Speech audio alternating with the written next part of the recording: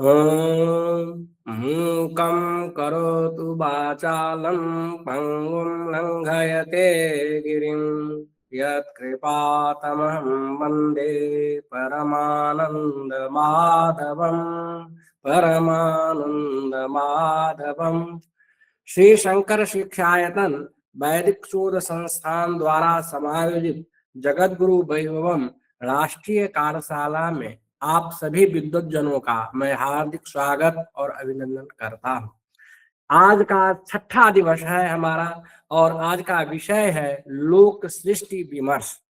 आज हमारे मध्य विराजमान है वक्ता के रूप में आदरणीय दिव्य चेतन ब्रह्मचारी जी। आप संपूर्णानंद संस्कृत विश्वविद्यालय वाराणसी के व्याकरण विभाग में आचार्य हैं। आज पंक्तः पाठ के लिए हमारे मध्य विराजमान है। मैं आपका हार्दिक स्वागत, अभिनंदन और प्रणाम करता हूँ। हमारे मध्य विराजमान है आदरणीय प्रोफेसर सदाशिव कुमार द्विवेदी जी। आप काशी हिंदू विश्वविद्यालय के संस्कृत विभाग कला संकाय में आचार्य एवं अध्यक्ष हैं। आप ग्रंथ के पंक्तः पाठ के लिए यहाँ आज उपस्थित हैं। मैं आपका हार्दिक स्वागत और अभिनंदन करता हूँ। इस आज के कार्यक्रम के अध्यक्ष आदरणीय प्रोफेसर शुक्ला सर हैं। मैं सर का भी हार्दिक स्वागत, अभिनंदन और प्रणाम करता हूँ। अभी आदरणीय दिव्य चेतन ब्रह्मचारी जी उपस्थित हैं। मैं दिव्य चेतन ब्रह्मचारी जी से अनुरोध करता हूं कि आप अपने व्याख्यान से कार्यशाला को गौरवान्वित करने की कृपा करें। आदरणीय दिव्य चेतन ब्रह्मचारी जी।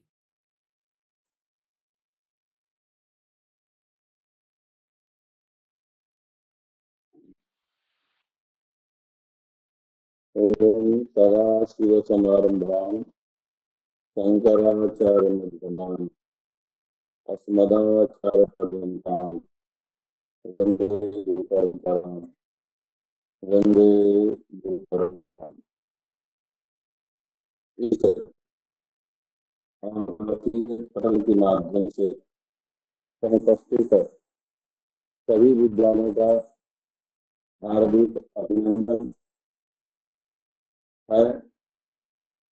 आप ऐसा जानते हैं कि भारतीय संस्कृति एवं संपूर्ण भाषाओं की जो मातृभाषा संस्कृत, उसके लिए पूर्ण समर्पित यह श्री शंकर शिक्षायतन वैदिक शोध संस्थान है, जिसके द्वारा हर वर्ष अनेक कार्यक्रम आयोजित होते हैं। इस वर्ष 7 दिवसीय राष्ट्रीय जगत गुरु वैभवम कार्यशाला का यह 6वां दिवस है, जिसमें विषय है और आज की इस सभा की जो अध्यक्षता महान दार्शनिक आदरणीय आचार्य प्रोफेसर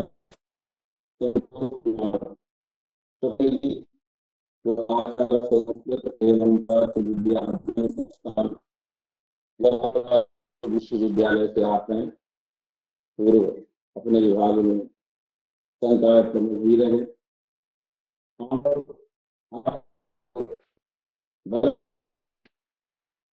लोगों के बीच में उपस्थित आदरणीय आचार्य प्रोफेसर सदाशिव द्विवेदी जी, जो संस्कृत विभाग के आचार्य है और इस शिक्षा शंकर शिक्षायतन वैदिक संस्थान के जो सचिव और समस्त जो उपस्थित है।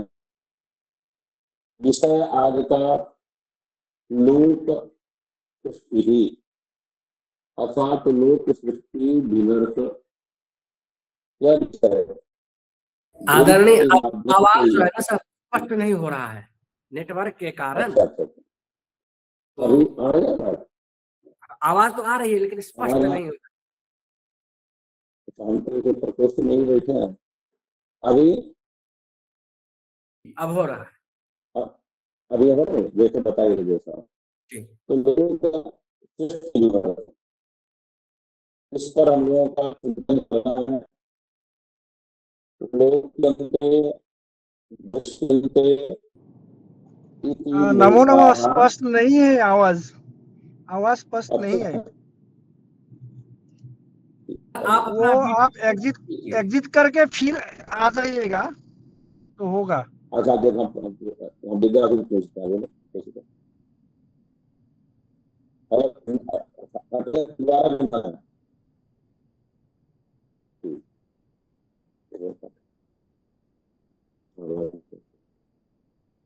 लोक्यन्ते दृश्यन्ते इति लोकाः विषयाः विस्मरन्ति तत्स्वरूपया निरूपणं कुर्वन्ति इति विषयाः।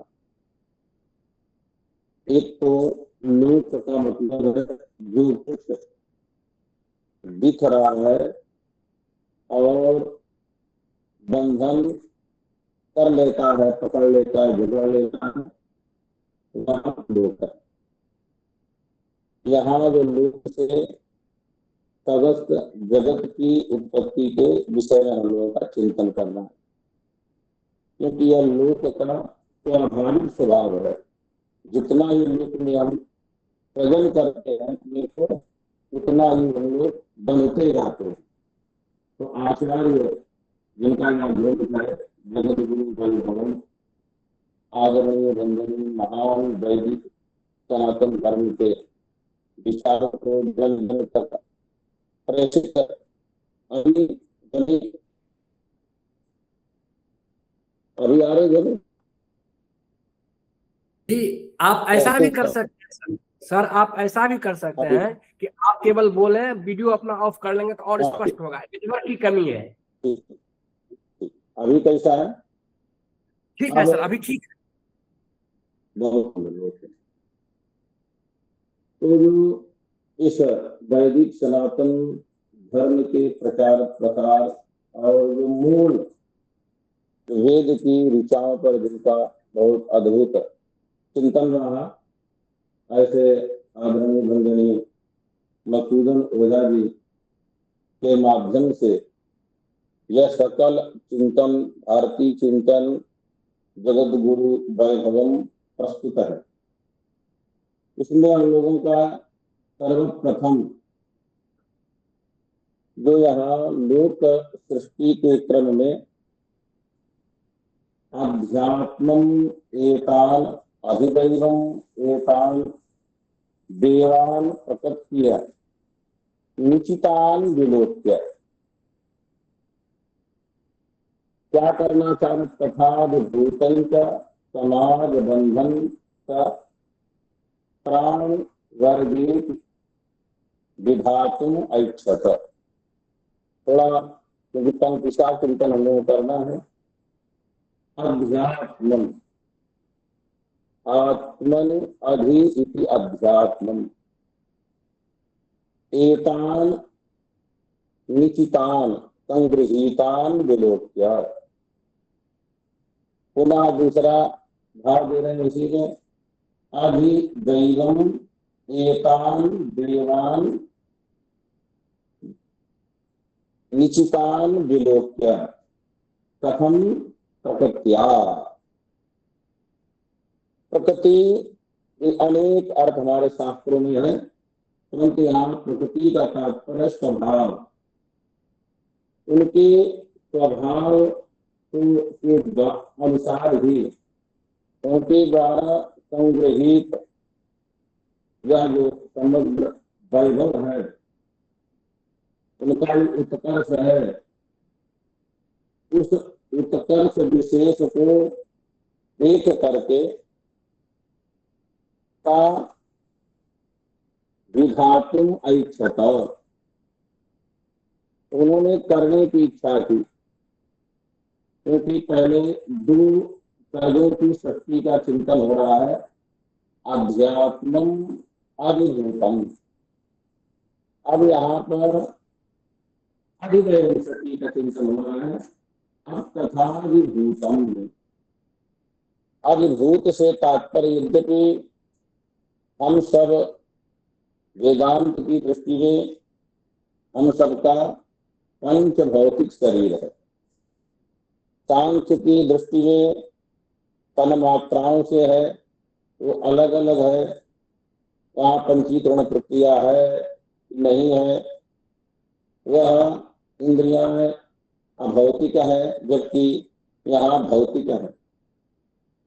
सांख्य अन्य वैशेषिक आदि शास्त्रों में पंच भौतिक शरीर नहीं है, चतुर्विध, उसमें प्रधान चिंतन है।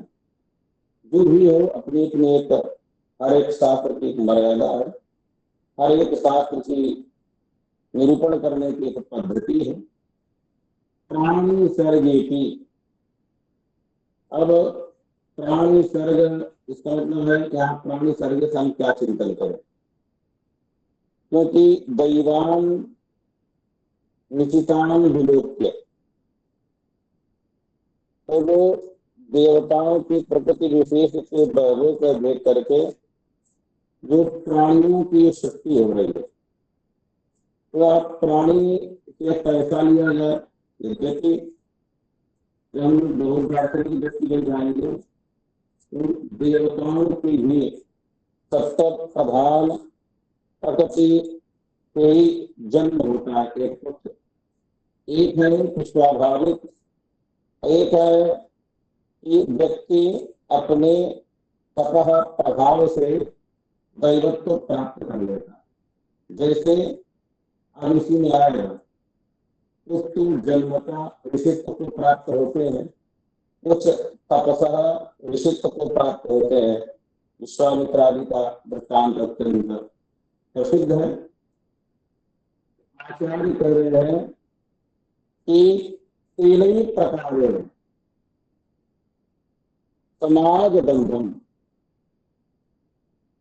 जो समाज बंधन है, बंध से क्या कहा जाए, समाज संबंधम, समाज को एक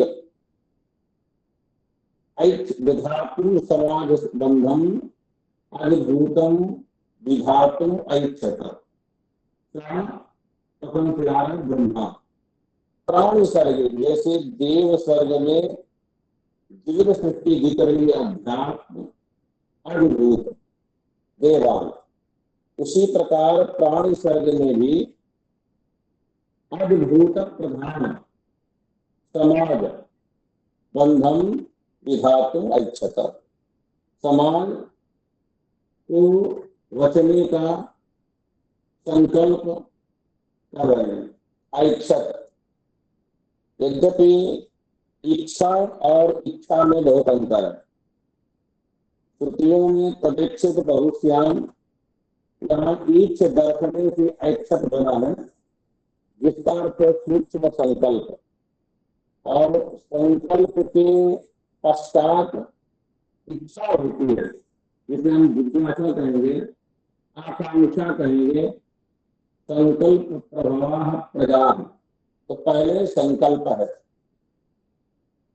तो यहाँ यद्यपि पर्याय ही प्रतीक हो रहा है, ऐसे जो अद्भुत समाज का प्राण सर्ग को रचने की उनको इच्छा हुई।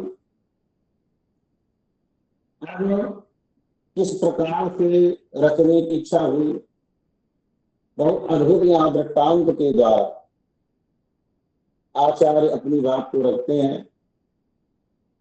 तो कैसे उन्होंने कहा, ददर्श देवान दिवि पंच भक्तान लोकिनो लोकपतियों तदवत्। तात्पर्य दृष्टांत से इतने हमको यहाँ जो समझ में आना चिंतन करने से, यह जो आगे इन देवों की कई प्रजाति इसी में स्वयं बताई गई है, किन्नर देव, अगम इत्यादि रूप से। सर्वप्रथम दृष्टांत क्यों दे रहे हैं? दो चीजें, लोकिना लोकपतियों,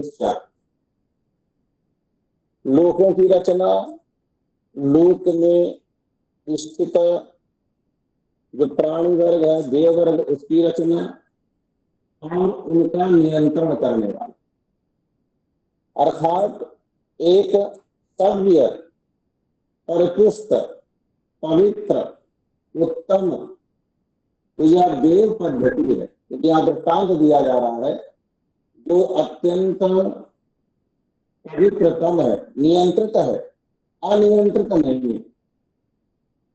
और कहाँ पर दिव्य, दिव्य पीड़ा अनेक अर्थ, प्रकाश प्रधानभूत, यहाँ तात्पर्य है या जो प्रकाश के हम लोग दिव्य पर चर्चा करते हैं कि देवतना कुछ देव, जो देवता है वो प्रकाश का यहाँ पर जो सब प्रकाश, सजाति विजाति स्वगत भेद शून्य, इस प्रकार का आत्मस्वरूप प्रकाश में कि प्रकाश का तात्पर्य वृत्ति पर लक्षित चैतन्य, ऐसा प्रकाश ले। क्योंकि देवताओं के बारे में भी क्षीणे पुण्य मर्त लोके विशंति, तब तक पुराणों में श्रापित होकर के तब तक लोगों को देवता भी प्राप्त होते हैं।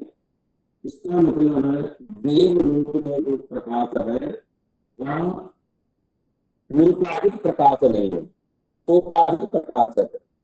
तो प्रकाश होने से वह उपाधि से बद्ध होने के कारण वह पुनर्आवागमन में आता भी है। तो यहाँ तात्पर्य है कि सत्व प्रधान, आदरणीय हम लोग चिंतन करते हैं, मधुबन उदाहरण की बात आई, उन्हीं के समान नामधारी आदरणीय वंदनीय आचार्य चरण मधुबन सरस्वती जी अपने सिद्धांत ग्रंथ में दैव शक्ति के बारे में वहां उन्होंने बहुत कुछ लिखा।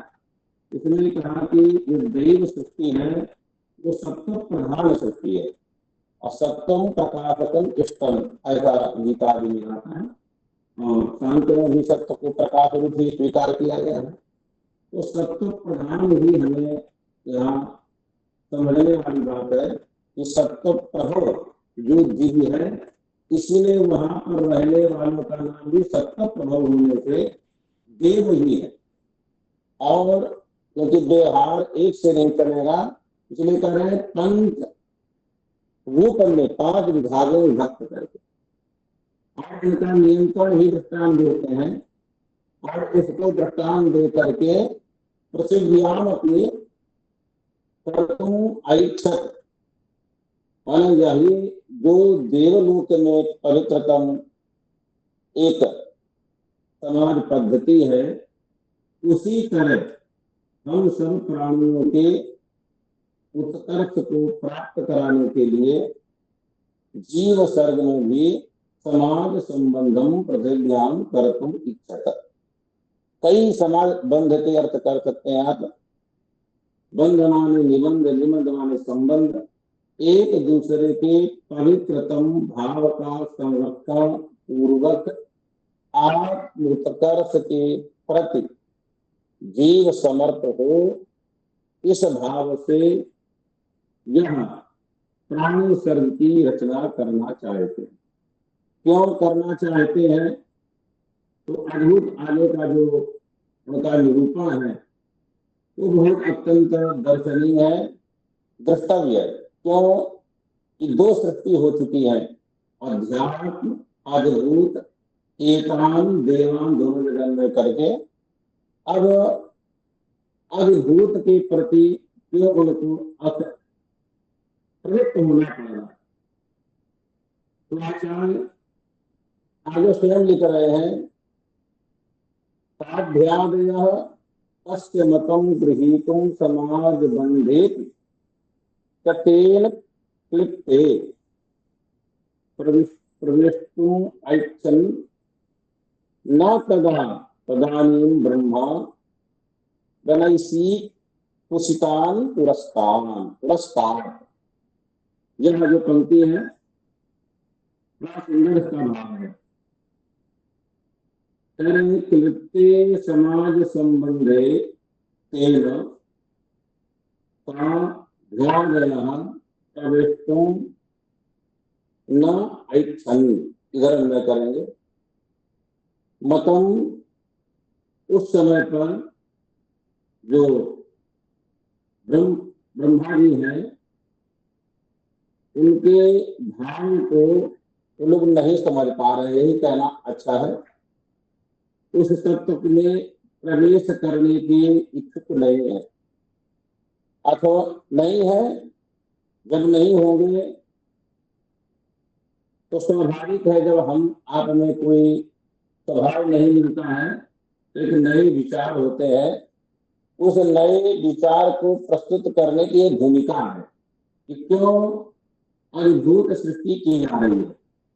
यह एक तरह का तीसरा सुविधा है, भूमिका का निर्वाहन कर रहे हैं।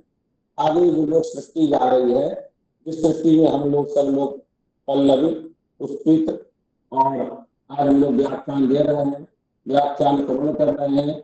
यह जो सृष्टि का क्रम आने वाला है, इस सृष्टि के क्रम में ये भूमिका स्थानापन्न, ये सभी बातें दिख रही हैं। तब क्या किया ब्रह्मा प्रधानी, ब्रह्मा जी क्या क्या किया उन्होंने, तो उन्होंने कहा कुशितान पुरस्कार बनई सीता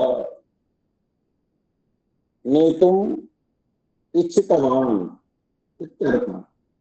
प्रथम कुशितान पुरस्कार, पूर्वान कुशितान, कुशी संतुष्ट, अर्थ के कुछ आचार्यों ने, कुछ आचार्यों ने कुछ देव विशेष भेदों का उल्लेख किया है और वह ब्रह्मा शब्द का प्रयोग करते हैं, क्योंकि ब्रह्मा का जो स्वाभाविक ब्रिय वृद्धौ बृहत्वा ब्रह्मत्वा ब्रह्मत्व बुद्धीयते, जो बढ़ाए और पोषकता तत्व को प्रदान करे। कई ऐसी चीजें होती है जो बढ़ाती तो है, पोषकता नहीं दे पाती, सामर्थ्य नहीं दे पाती। उस सामर्थ्य को भी प्रदान करने की सामर्थ्य रहे और उसको वर्धन करने का, अर्थात ऐसी जो ब्रह्म शब्द की शक्ति है, जो वस्तु का उत्पादन करते हुए उसका परिपोषण करके अपने गंतव्य पर्यंत प्राप्त कराने के सामर्थ्य वस्तु का उत्पादन करने का शास्त्रों का ब्रह्मा पदवाच्य, ब्रह्म पदवाच्य एक पदार्थ विशेष, तत्व विशेष, जो भी उसे हम कहें, उसे हम लोग कह सकते हैं अपनी अपनी शब्दावली में, वैदिक शब्दावली में ब्रह्मा ही उसे हम कहेंगे।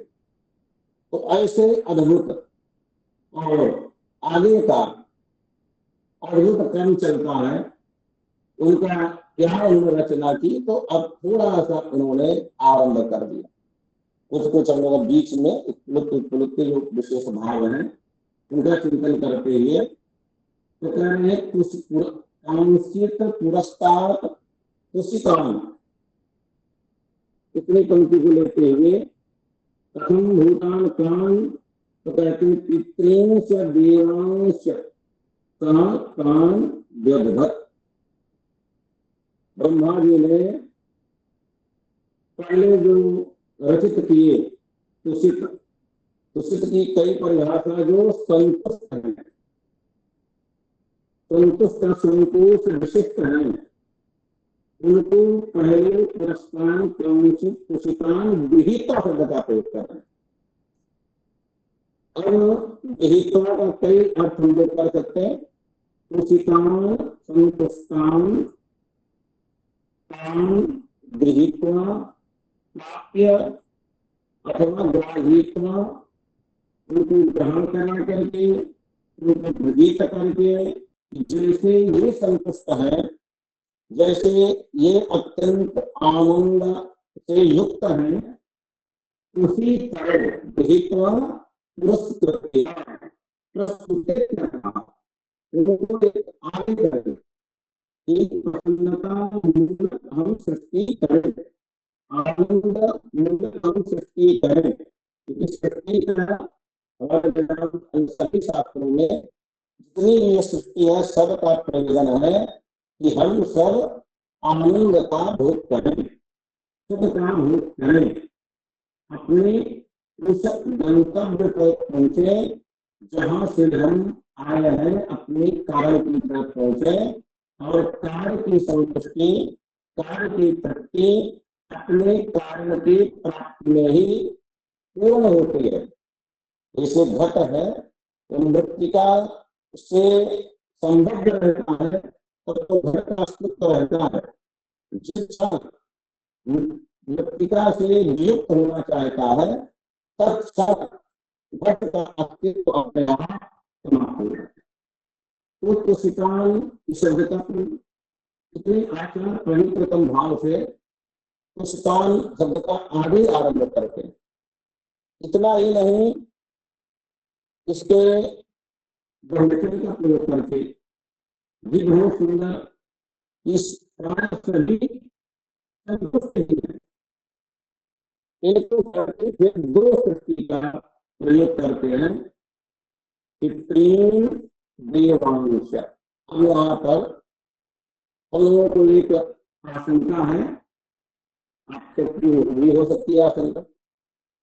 जब भूमिका क्रम में आचार्य ने स्वयं लिखा कि प्रकृत्य निशिकाम देवान विलोक्य, इसका मतलब है वो देव और इन देवों में जो ब्रह्मा जी रचना करने जा रहे हैं वो देव कौन से होंगे, क्योंकि पहले उन्होंने कहा अलग विधान करने की इच्छा कर रहे हैं। उन्होंने एक विशेषण भी बोल रहे हैं तथा भूतम, ये अद्भुत की चर्चा करने जा रहे हैं। पूर्व में जिसने विलोकन किया, जिसका देखा जाता है यहाँ वैसे विज्ञापन है तो हम कहते हैं अतीत कालिक क्रिया से कब होता है विलोक देखा फिर पितृ देवांश, यहाँ उनको देख करके पितृ और देवताओं की रचना की। इसका मतलब है कि आदि देव जो देव है उनसे अतिरिक्त दैव है, ऐसा संकेत जैसा प्रतीत हो रहा है। पूर्व की पंक्ति के साथ ऐसा भाव प्रतीत हो रहा है और उसका भी इतना अद्भुत वर्णन करें उससे अपने आप आपको पूर्ण संतुष्टि हो जाएगी। यहाँ देव पदवाद से क्या है, पूर्व के साथ उससे विलक्षण जो आचार की जो शैली बहुत पवित्रतम शैली आचार्य की जो ग्रंथ का प्रणेता है हमारे आचार आदरणीय वंदनी पूजनी, तो कितना सुंदर कहते हैं आगे लिखते हैं तो उससे संदेह हो जाए।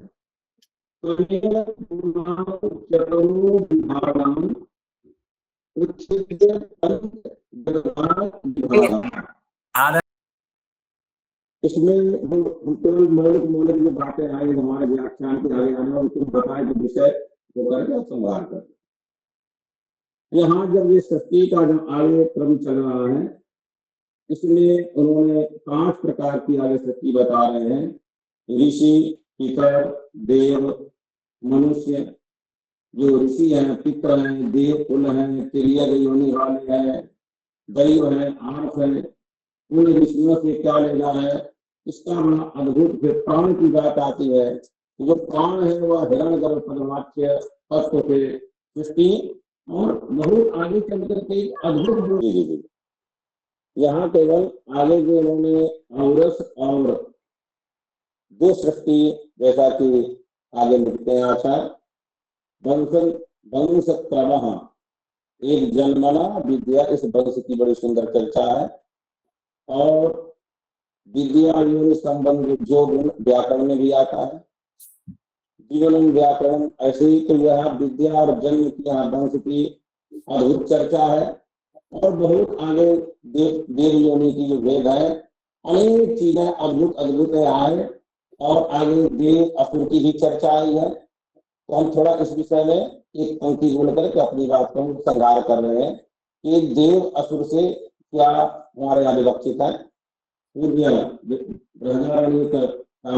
काम देते हुए आदरणीय आचार्य जी के बात की पुष्टि करते हुए अपनी वाणी को विराम देंगे। तो भगवत पाद ने जब देव और वहाँ प्रजापति के पास प्राण इंद्र इत्यादि का जो पाख्यान आता है देव असुर, तो वहाँ पर भगवत पाद कहते हैं शास्त्र विहित दृष्टिया जिनका जीवन है वो देव है, और जो स्वभाव विहित दृष्टि से जीने वाले हैं वो असुर है।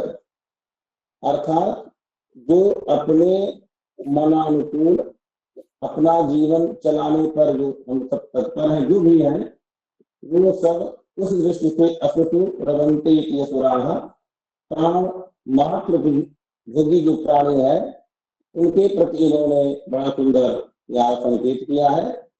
तथा ये देवा असुरा और हम पवित्रतम जिन्होंने जिन आचार्य ने यह हमें बोलने का अवसर दिया और उनके प्रति अपना कर्तव्य भाव प्रकट करते हुए, और जिन लोगों ने सुना, क्योंकि विषय बहुत गंभीर है, कम किसा कहना है, इसलिए इस समय सापेक्ष होती है।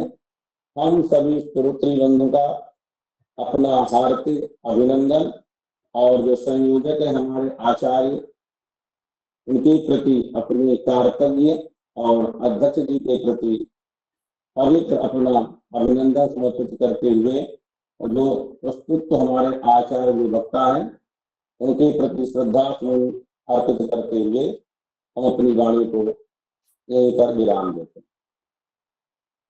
हैं। बहुत बहुत आभार सर, आपने अपने निर्धारित विषय को स्पष्ट किया। लोक सृष्टि के जो अनेक पक्ष थे उसका आपने शंकर भाष्य से, पुराणों से आपने उद्धृत देकर इसको पुष्टि किया। आपका व्याख्यान अत्यंत प्रभावी रहा। मैं आपके प्रति प्रणति पूर्वक कृतज्ञता ज्ञापित करता हूँ। हमारे मध्य विराजमान है आदरणीय प्रोफेसर सदाशिव कुमार द्विवेदी जी। आप काशी हिंदू विश्वविद्यालय के कला संकाय के संस्कृत विभाग में आचार्य एवं अध्यक्ष हैं। मैं आपका हार्दिक स्वागत और अभिनंदन करता हूं, प्रणाम करता हूं। आप अपने पंक्तः पाठ से इस कार्यशाला को गौरवान्वित करने की कृपा करें, आदरणीय द्विवेदी जी। आज की इस सभा की अध्यक्षता कर रहे आचार्य प्रोफेसर संतोष कुमार शुक्ल जी, आचार्य संस्कृत एवं पाश्चात्य विद्या संस्थान जवाहरलाल नेहरू विश्वविद्यालय नई दिल्ली, तथा श्री शंकर शिक्षायतन वैदिक शोध संस्थान नई दिल्ली के संयोजकत्व में इस संपूर्ण 7 दिवसीय कार्यशाला, राष्ट्रीय कार्यशाला के आयोजन से संलग्न समस्त विद्वानों को मैं प्रणाम निवेदित करता हूं। ऑनलाइन माध्यम से जो भी जिज्ञासु श्रोता इस मंच पे आज उपस्थित हैं, मैं उनका भी अभिवादन करता हूं। यद्यपि मेरा यह व्याख्यान आयोजकों के द्वारा 11 तारीख को निश्चित किया गया था, लेकिन व्यस्तता के कारण वो संभव नहीं हो सका। मेरे लिए जो विषय निर्धारित किया था वो विषय था इतिवृत्त प्रसंग। मैं समझता हूँ इतिवृत्त प्रसंग पे यत्किंचित विचार पूर्व वक्ताओं के द्वारा अवश्य ही किया गया होगा, परंतु आज लोक सृष्टि प्रसंग उपस्थित है। जिन महान विद्वान की पुण्य स्मृति में और उनके सारस्वत अवदान को पुनः अभ्यास में लाने के इस अभूतपूर्व प्रयास के अंतर्गत ये कार्यशाला आयोजित की गई है, उन विद्वान की पुण्य स्मृति आचार्य पंडित मधुसूदन ओझा, समीक्षा चक्रवर्ती, विद्या वाचस्पति विद्वद्वर पंडित मधुसूदन ओझा जी की पुण्य स्मृति को मैं प्रणाम करता हूं। जैसा कि आप सभी को विदित है, आचार्य मधुसूदन ओझा जी के संपूर्ण कृतित्व को व्यवहार में लाने, प्रकाश में लाने और शोधार्थियों के लिए शोध हेतु उपलब्ध कराने तथा उस पर नई दृष्टि से विचार प्रस्तुत करने के उद्देश्य से शंकर शिक्षायतन के द्वारा यह इस प्रकार की कार्यशालाएं विगत वर्षों से आयोजित की जा रही हैं। इस कार्यशाला का जो विषय है वह है आचार्य मधुसूदन ओझा जी के द्वारा विरचित ग्रंथ जगत गुरु वैभवम। जगत गुरु वैभवम जो ग्रंथ है, उस ग्रंथ की संज्ञा से उसके अंदर प्राप्त होने वाले विषयों से हम परिचित नहीं हो पाते, लेकिन जब हम उसको देखते हैं, उसकी विषय तालिका को देखते हैं, तो इसका सीधा संबंध है हमारे प्राचीन सृष्टि प्रक्रिया से।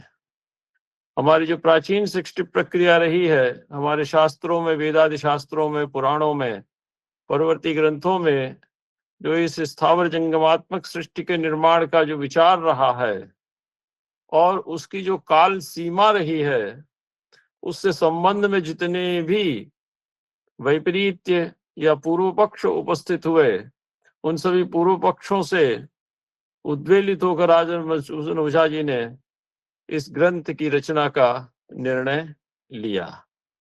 और इसमें मुख्य रूप से भारतीय दृष्टि से, भारतीय पारंपरिक दृष्टि से वेदादि जो हमारे प्राचीन ग्रंथ हैं, संपूर्ण विश्व के लिए एक आदर्श जीवन दर्शन के नियामक, उन ग्रंथों में प्राप्त होने वाली स्थावर जंगमात्मिका सृष्टि के निर्माण की प्रक्रिया के विषय में जो भी रहस्यात्मक बातें छिपी हुई हैं और जिनसे हम विदित नहीं हैं, और विदित न होने के कारण हम सृष्टि विषयक अनेक पूर्व पक्षों को उपस्थापित करते हुए भारतीय परंपरा पर आक्षेप करते हैं, उनका निराकरण इस ग्रंथ के अध्ययन से बड़े ही स्पष्ट रूप में किया जा सकता है।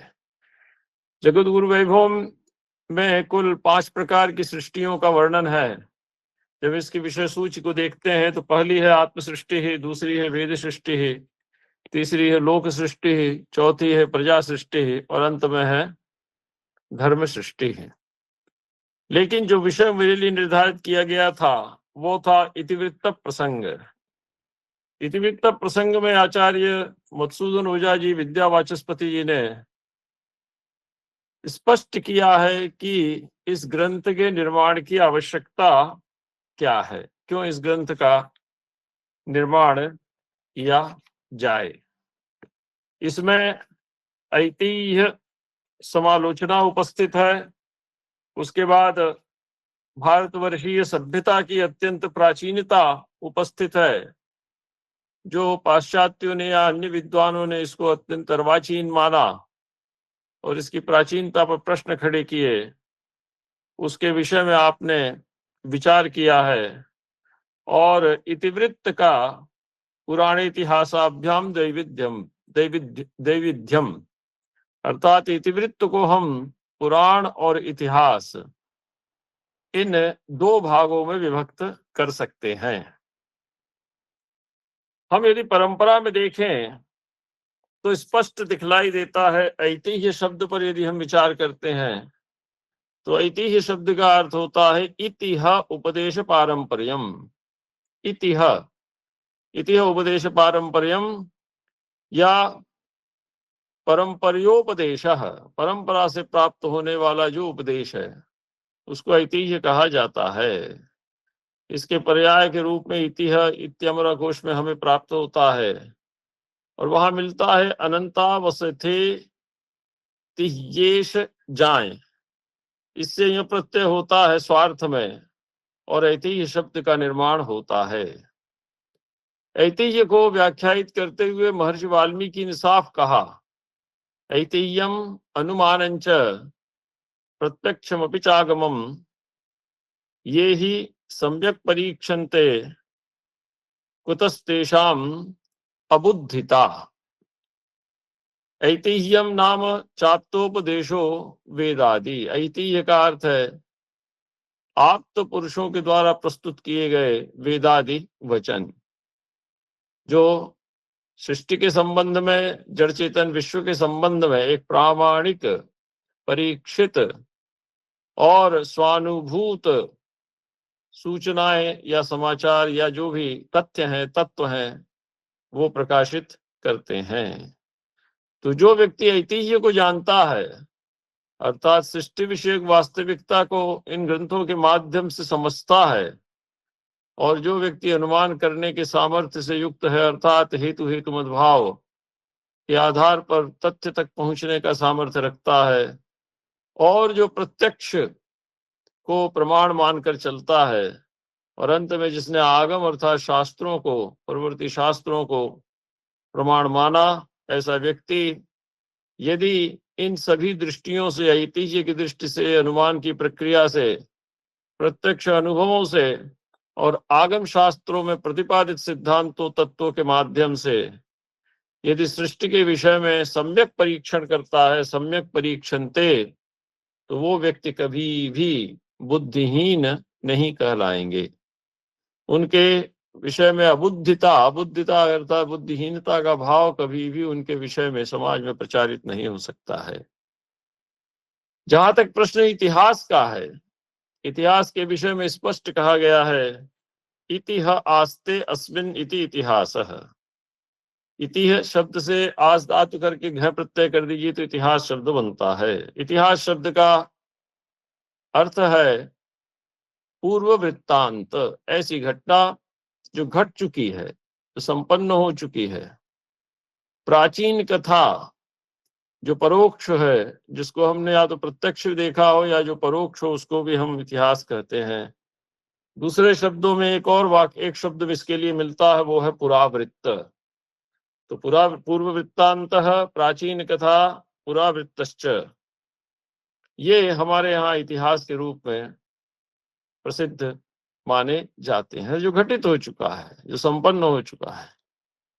इसीलिए कहा गया है आख्यानानि इतिहासांश्च पुराणानि खिलानि च व्याख्यादि प्रणीत भारतादि ग्रंथः। व्यासादि प्रणीत भारतादि ग्रंथः। आख्यानानि इतिहासांश्च पुराणानि खिलानि च। आख्यान, इतिहास और पुराण। महाभारत के विषय में साफ कहा जाता है, जय नामी इतिहासोयम श्रोतव्यम विजिगीषुणा। ये वहां पर जय नाम का इतिहास है। जो व्यक्ति संसार में विजय प्राप्त करने का इच्छुक है, वो इस जय नामक इतिहास का अध्ययन करे और इसके माध्यम से लोक व्यवहार में प्रवृत्त हो। धर्मे अर्थे च कामे च मोक्षे च भरतर्षभ यदि हास्ति तदन्यत्र हास्ति न तत्क्वचित। ये भी बात हमारे यहाँ स्पष्ट कही गई है। तो चार जीवन के मूल्य हैं, धर्म अर्थ काम और मोक्ष।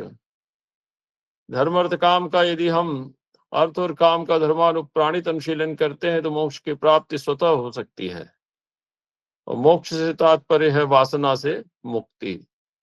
जागतिक वासनाओं से मुक्ति ही वस्तुतः मोक्ष है, क्योंकि पुनर्जन्म का बीज है वासना, और वासना का संस्कार आत्मा में पड़ा रहता है और वह उस चैतन्य को पुनः जन्म लेने की प्रेरणा देता है। जैसी वासना होगी उसके अनुरूप उसके जन्म का निर्धारण। यह हमारे यहाँ एक कर्म सिद्धांत की बहुत बड़ी परंपरा है। इन पुरुषार्थों को प्राप्त करने के जो भी उपाय हैं, वो उपाय हमारे इन ग्रंथों में आख्यान, उपाख्यान और आपका अन्य माध्यमों से वहां पर प्रस्तुत किए जाते हैं। इसलिए इनको हम इतिहास की कोटि में रखते हैं। आचार्य मधुसूदन ओझा जी ने भी इन्हीं बातों को आगे लिया और एक पौराणिक सृष्टि का स्वतंत्र खंड खड़ा किया। पुराण प्रसंग के उपरांत एक पौराणिक सृष्टि प्रसंग उन्होंने प्रस्तुत किया है। ऐसा इसलिए क्योंकि उन्होंने इतिवृत्त के दो भाग किए थे। एक उन्होंने किया था पुराण और दूसरा उन्होंने किया था इतिहास। जिस इतिवृत्त प्रसंग पर हम विचार करने के लिए उपस्थित हुए हैं, उस इतिवृत्त प्रसंग की भूमिका को यदि हम देखते हैं तो आचार्य मधुसूदन ओझा जी ने भारतीय परंपरा की दृढ़ता पूर्वक स्थापना को अपना मुख्य उद्देश्य बनाया। ऐसा इसलिए क्योंकि अनेक पूर्व पक्ष उनके सम्मुख उपस्थित हो चुके थे, जो परंपरा की प्राचीनता पर प्रश्न खड़ा करते थे। उन्होंने कहा कि जो आधुनिक प्रवीण विद्वान हैं वो निकट इतिहास के अन्वेषण में लगे हुए हैं। हमने अपनी सृष्टि को अनादि निधनम ब्रह्म शब्द तत्वम यदक्षरम कहा था।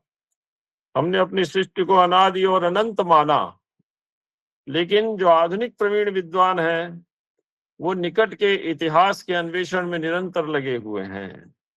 ये कोविदाः केचिद् इह इतिहास प्रमार्गणे संप्रति सप्रयत्नाः प्रवृत्ति आसन्नतरे इतिहासे स्वेवानुसंधान कृतेस्ति तेषाम्। उनकी जो प्रवृत्ति है वो अनुसंधान की प्रवृत्ति अत्यंत निकटकालीन इतिवृत्त की खोज तक ही सीमित है। वो सृष्टि के उत्स, इसके मूल उद्देश्य या मूल प्रमाण तक जाने का प्रयत्न नहीं करते। जहां तक उनकी दृष्टि जाती है वहीं तक वो इसको सीमित मानते हैं, लेकिन उसके परे भी यह सृष्टि है। और उन्होंने आगे साफ कहा कि उनके जो आधार हैं इतिहास लेखन के, वो इतिहास लेखन के आधार भी बहुत प्रामाणिक नहीं हैं, क्योंकि इन विद्वानों ने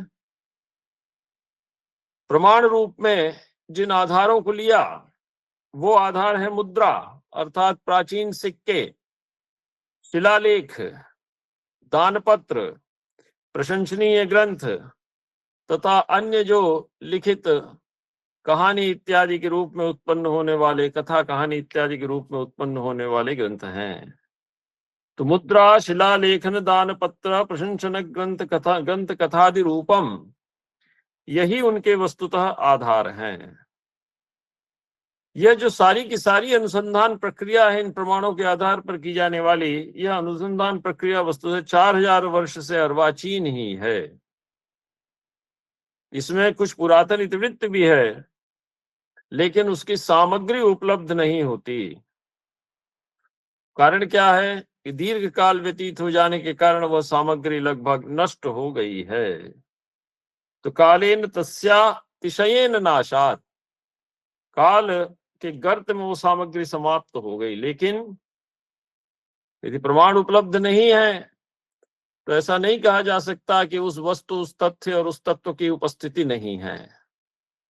हमें और आगे विचार करना चाहिए, लेकिन पाश्चात्य दृष्टि जो आधुनिक प्रवीण विद्वान इतिहासकार हैं उन्होंने उसका अन्वेषण नहीं किया। क्यों? क्योंकि उनकी उन्मुखता हमारे प्राचीन वैदिक शास्त्रों के प्रति नहीं थी।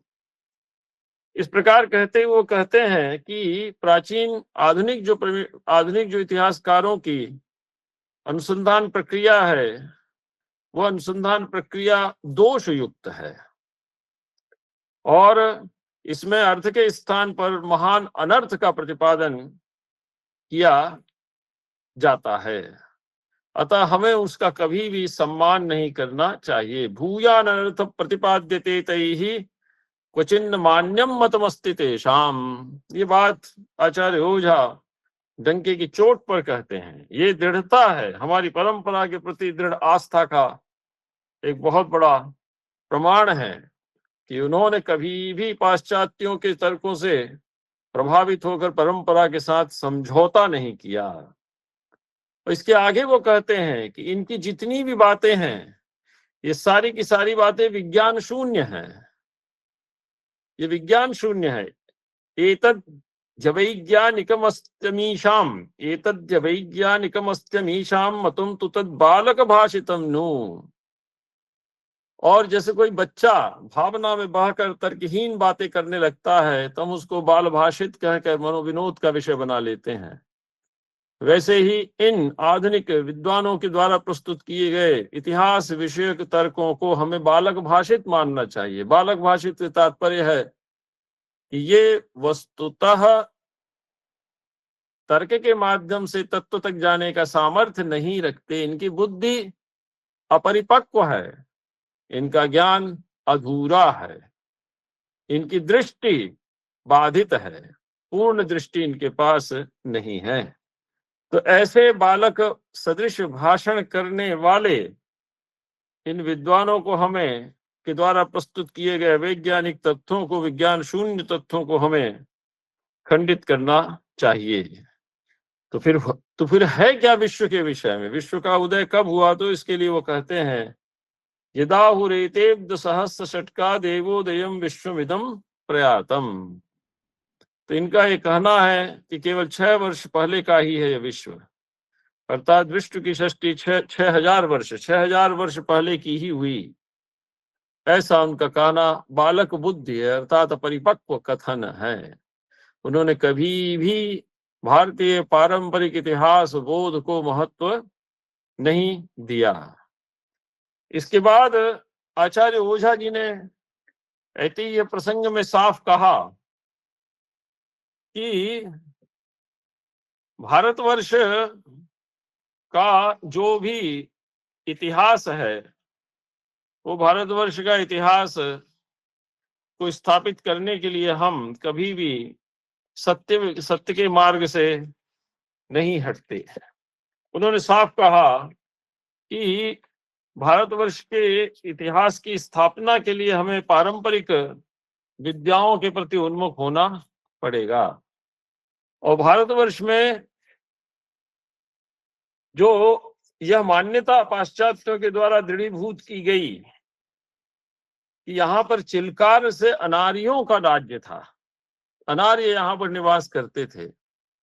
अनार्य से तात्पर्य है यहाँ के निवासी असभ्य थे, अज्ञानी थे, बल, बुद्धि और समृद्धि, विद्या, बल और धन तीनों में रहित थे। इनको विद्या, बल और धन तीनों से युक्त करने का कार्य उत्तर दिग्भाग से आए हुए आर्यवासियों ने किया, जो उत्तर दिग्भाग से यहाँ आए और यहाँ के अनार्यों को आर्य माना। इसको भी उन्होंने खंडित किया। न केवल उन्होंने यहाँ आकर अनार्यों को, हमारे मूल निवासियों को अनार्य कहते हुए उनको उत्तर विभाग से आने वाले आर्यों द्वारा सभ्य बनाया, अपितु वे आर्य यहाँ आकर बस गए और इस देश को उन्होंने समृद्ध बनाया विद्या से, बल से और धन से। अर्थात हमारा कुछ भी मौलिक हमारे पास नहीं है, जो कुछ भी है वो उधार का है, अन्य के द्वारा दिया गया है। हमने अपना कुछ मौलिक अवदान अपनी परंपरा के विषय में नहीं किया। ऐसी जो हमारी अधमर्णता को ये प्रकाशित करते हैं, यह अधमर्णता प्रकाशित करना इन पाश्चात्य या आधुनिक इतिहासविदों का बहुत बड़ा दुस्साहस है, जिसको आचार्य मधुसूदन ओझा जी ने जगत गुरु वैभवम ग्रंथ के माध्यम से खंडित किया और पारंपरिक सृष्टिबोध को उन्होंने स्थापित किया। उनका कहना था कि ऐसा कहना कि आर्य भारत से आए सर्वथा निस्सार है और इसके पीछे कोई प्रमाण नहीं है। तो वास्तविकता क्या है? जब यह प्रश्न उत्पन्न होता है तो आचार्य ओझा स्पष्ट कहते हैं कि इहोत्तरा जिता अनार्य, ये उन्होंने स्पष्ट कहा कि यताद युद्धम तद्भूत तदानीम आसीदिदं भारतवर्षमग्रम विद्यासु वीर्येषु धनेषु नार्यै समा कुचासन निह भारतीयै ही। उन्होंने साफ कहा कि यहाँ जो बाहर से आए थे, उत्तर दिशा से यहाँ जो आए थे, वो वस्तुतः अनार्य थे, वो दस्यु थे, वो डाकू थे और वे सब अनार्य थे। और उन अनार्यों को भारत निवासियों ने युद्ध करके परास्त किया, जीता, उनको नष्ट किया। ये साफ कहा है इत्युक्त मेतन मतमस्त्यसारः प्रमाणमर्थेत्र न किंचिदस्ति इहोत्तरादस्यव आगतास्ते जिता अनार्या युधि भारतीयै। उन अनार्यों को भारतीयों ने जीता, उनको परास्त किया।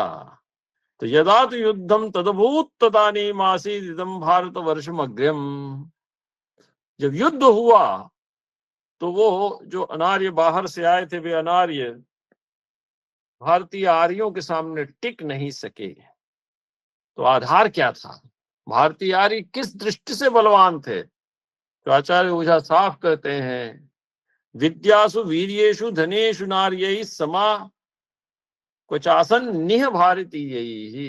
ये जो आए थे अनार्य, असभ्य, अनुपदिष्ट, अशास्त्रज्ञ, सृष्टि के तत्व को न जानने वाले, परमपिता परमेश्वर के प्रति अनास्था का भाव रखने वाले, भौतिक विश्व में आकर्षित रहने वाले, भौतिक जीवन को ही अपना सर्वस्व मानने वाले, वे सभी के सभी विद्या के क्षेत्र में, बल के क्षेत्र में, अर्थात हमारा जो आध्यात्मिक जो बल था, आदि भौतिक और आध्यात्मिक जो हमारा बल था, उसके क्षेत्र में और धन के क्षेत्र में भी, साफ कहते हैं धन के क्षेत्र में भी, अर्थात हमने इस वसुमती पृथ्वी से सर्वाधिक ऐश्वर्य को अपने सामर्थ्य से अर्जित किया और अपने को धनवान भी बनाया। धनवान से तात्पर्य है एक सुखपूर्ण, समृद्ध, आदर्श जीवन पद्धति को विकसित करने का हमने उपदेश सृष्टि को दिया। इसीलिए साफ कहा जाता है कि भारतीय परंपरा में तुरीय आश्रम संन्यास को प्रथम अपनाने का उपदेश नहीं दिया जाता। सर्वोच्च है हमारे यहाँ गृहस्थ, जो सभी आश्रमों का आधार है, और उस गृहस्थ को बनाता है ब्रह्मचारी अपने सामर्थ्य से। जिसने ब्रह्मचर्य में जो सामर्थ्य अर्जित किया है वो लोक के लिए अर्जित किया है। यदि वो ब्रह्मचर्य में अपने सामर्थ्य को बढ़ाता है तो वो स्वार्थ की दृष्टि से नहीं बढ़ाता, वो लोक के कल्याण की दृष्टि से बढ़ाता है। ऐसा इसलिए कि गृहस्थ में प्रवेश करते ही वो लोक की निर्मित करता है, एक समर्थ लोक की निर्मित करता है, वो एक समर्थ उत्तराधिकारी प्रदान करता है, और उसके बाद वो वानप्रस्थ और संन्यास की ओर प्रविष्ट होकर उसकी चेतना संपूर्ण विश्व की चेतना का प्रतिनिधित्व करती है। फिर वो किसी देश विशेष, जाति विशेष, वर्ग विशेष, संप्रदाय विशेष की चेतना बनकर नहीं रह जाती। यह थी भारतीय प्रज्ञा। इसलिए हम न केवल ज्ञान से बड़े थे, न केवल बल से बड़े थे, शारीरिक बल हमारे पास था, और हमारे पास धन भी था। इस दृष्टि से आचार्य ने साफ यहाँ पर कहा। तो कहा कि युद्ध हुआ कब अनार्यों के साथ? तो उन्होंने साफ कहा कि ये इंद्र युद्ध के नाम से प्रसिद्ध युद्ध है, जिस पर आर्यों ने अनार्यों पर विजय प्राप्त की थी। इसका वर्णन वेदों में मिलता है। ऐसी इन तथ्यों को आचार्य ने आधुनिक इतिहास विदों के सम्मुख उपस्थापित किया और उनकी इस इतिहास दृष्टि को प्रामाणिक आधार प्रदान करते हुए भारतीय परंपरा में स्थापित करने का एक दृढ़ प्रयास किया। अब भारतीय जो सभ्यता है वो अति प्राचीन है। इसके विषय में भी आचार्य ओझा ने साफ कहा है, हमारे यहाँ सृष्टि बहुत पुराने काल से ही चली आ रही है, और जो पुराने काल में ऐसा नहीं है कि पुरातनता का अर्थ है असभ्य या असंस्कृत, इस अर्थ में हमें नहीं लेना चाहिए। पुरातनता का अर्थ है एक शिष्ट, सुसंस्कृत और सभ्य जीवन का निर्वाह करने वाला आदर्श समाज है, और उनके बीच भी इतिहास और विचार विनिमय की एक योग्य परंपरा स्थापित थी। यदि हम इतिहास और विचार विनिमय की, संवाद की एक योग्य परंपरा को अनदेखा करते हैं तो हम वस्तुतः इतिहास के साथ छल करते हैं, धोखा देते हैं। एक कच्चा, अप्रामाणिक और आधारहीन इतिहास सृष्टि के सम्मुख, सृष्टि का लोक के सम्मुख रखकर ये आधुनिक इतिहासविद समाज को दिशाहीन बना रहे हैं। तो हमारे पास एक सुसंस्कृत शिष्ट समाज था, सभ्य समाज था, जिसमें विचार विनिमय की एक बड़ी दृढ़ परंपरा थी। इस बात को आचार्य ओझा जी ने बड़े ही दृढ़ता के साथ कहा इयं तु सृष्टिर्बहुपूर्वकालात् प्रवर्तमानास्ति पुरापि लोकाः सभ्या भवन्ति स्म ततस्त्वमीशाम् अपीतिहासाः सुविमर्शयोग्याः। उनका जो इतिहास है वो भी अत्यंत विचार विनिमय का विषय हमारे अंदर बनना चाहिए, और वो बना हुआ है संवाद के आधार पर। फिर इन्होंने कहा कि ये जो भारतवर्ष है इसमें अत्यंत उन्नत आचरण था,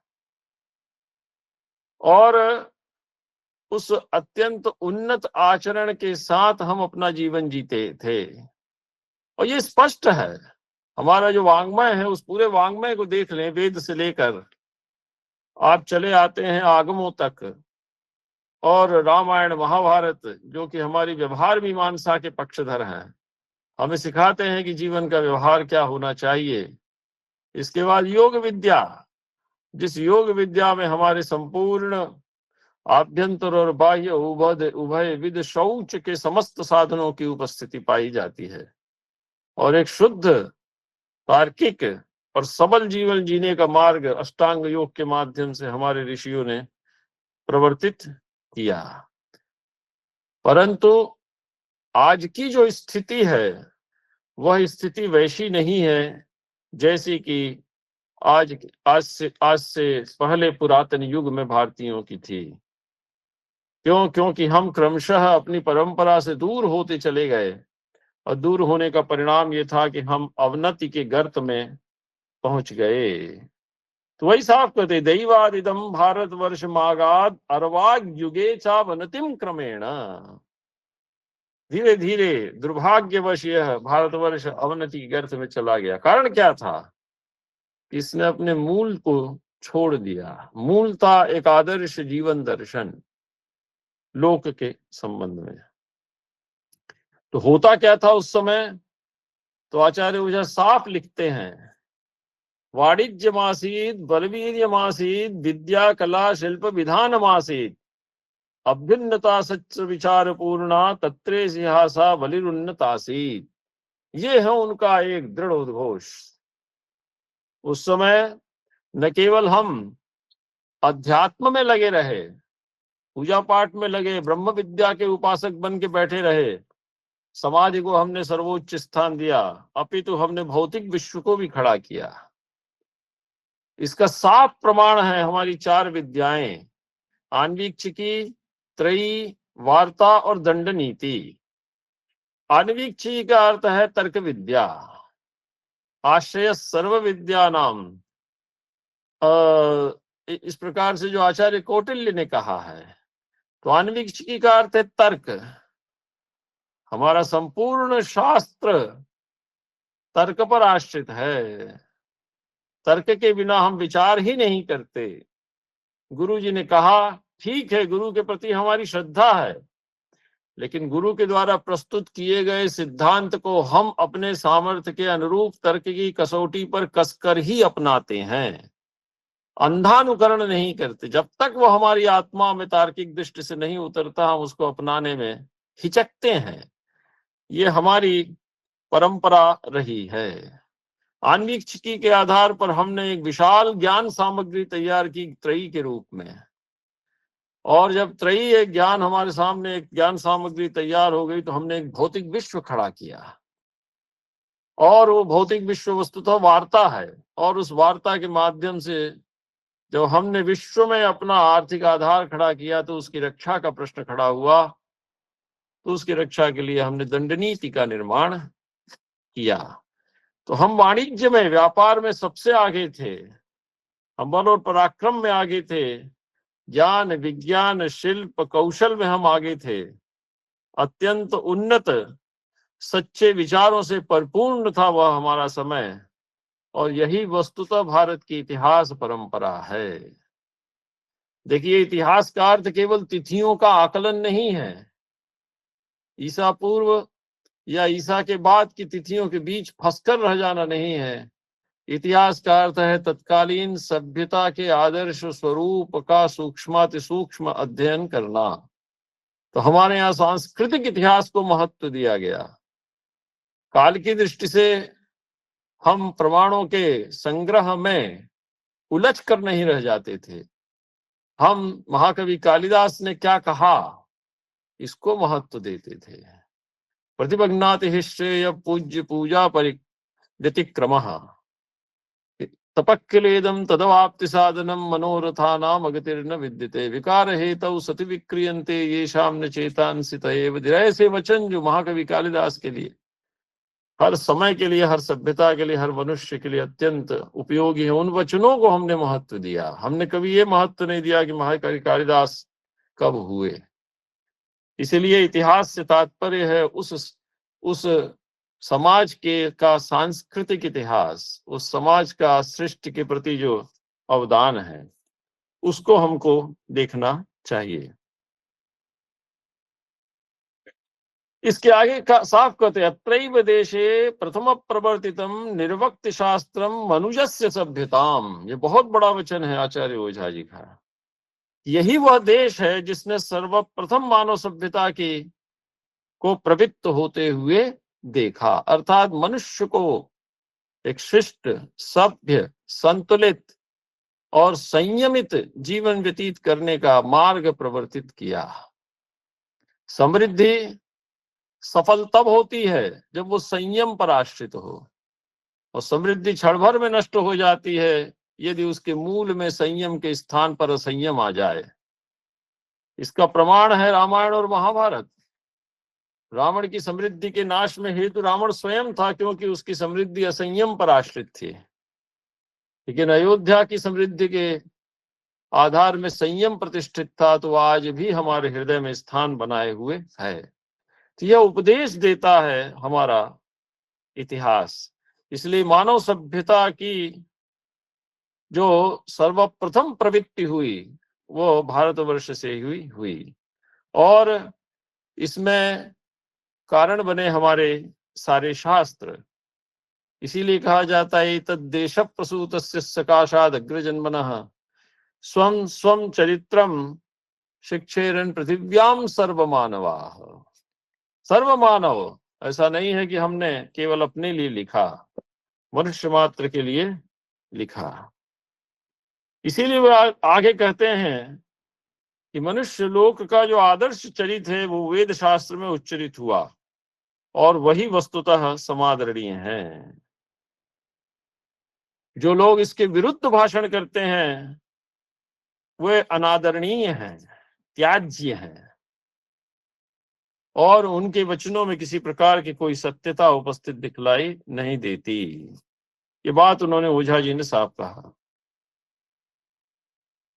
अब उनका ये कहना है कि जब हमारे पास इतनी समृद्ध परंपरा भी थी तो हमारी बुद्धि भ्रांति में कैसे पड़ गई, हम कैसे भारतीय इतिहास के प्रति भ्रांति से ग्रसित हो गए।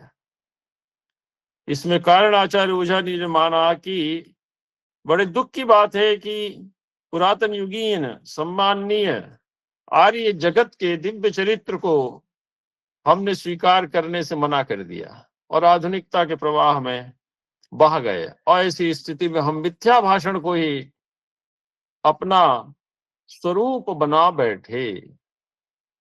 तो उन्होंने साफ कहा इस बात को। वे कहते हैं कि अथापि विश्रांत धियोद्य धीरास्ते भारतीयादि इतिहास शास्त्रात् पुरा युगीयार्य जगत चरित्रम न हंत गृह्णन्ति अनृतम वदन्तः। साफ कहते हैं कि पुरा युगीयार्य जगत चरित्रम न हंत गृह्णन्ति अनृतम वदन्तः आश्चर्यमाश्चर्यमिदं यदेते विचारशीला अपि विद्वदग्र्याः क्षुद्रानृतप्राय चरित्र लेखे स्वास्थाम दधाना निपतन्ति सत्यात्।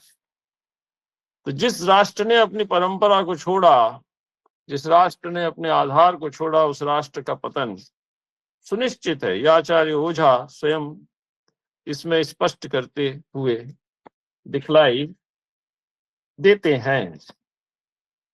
आगे जब हम इसमें विचार करते हैं तो आश्चर्य, उन्होंने साफ कहा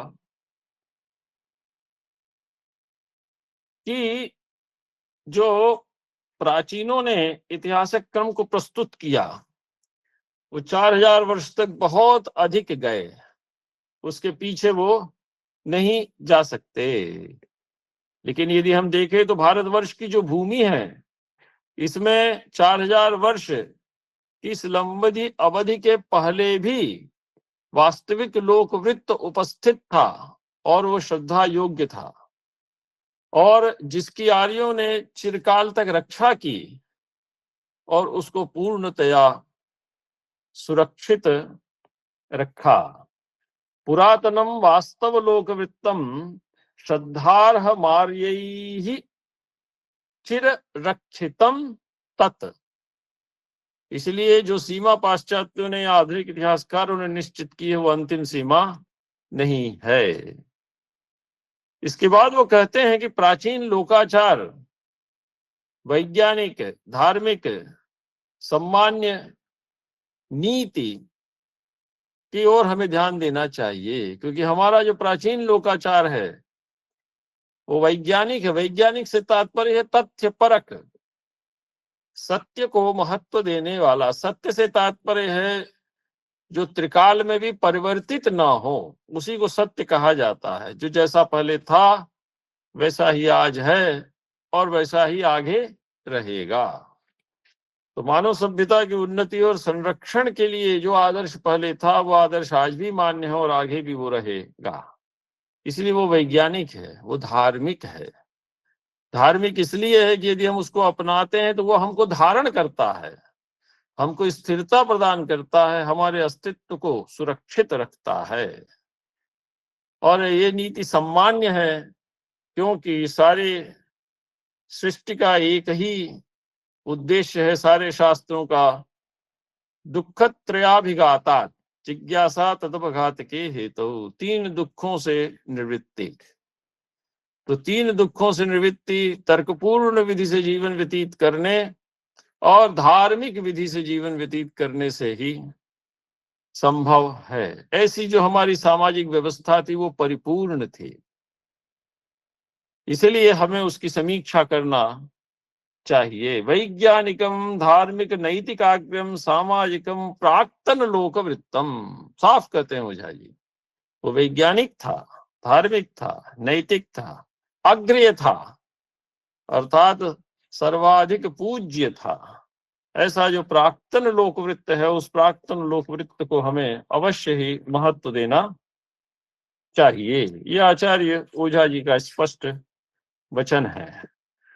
इसके और कहते हैं कि प्राचीन काल में ब्रह्मा मानव विज्ञान के शास्त्र के गुरु थे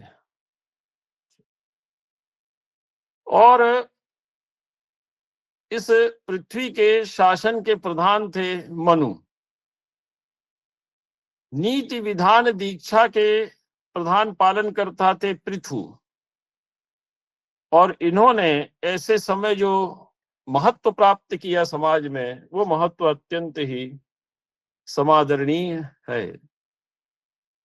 तो ब्रह्मा मानव शास्त्र के गुरु थे और पृथ्वी पर शासन करने के सूत्रधार थे मनु। और इस नीति विधान दीक्षा के पालन करता थे, जिन्होंने इस सृष्टि में नीति विधान दीक्षा को प्रवर्तित किया, वो थे कौन? पृथु, जिनके नाम से यह पृथ्वी जानी जाती है। ब्रह्मा तो विज्ञान गुरु पुरासीन मनुर महिषासन सूत्रधार। महिषासन सूत्रधार, पृथ्वी के शासन का सूत्रधार थे।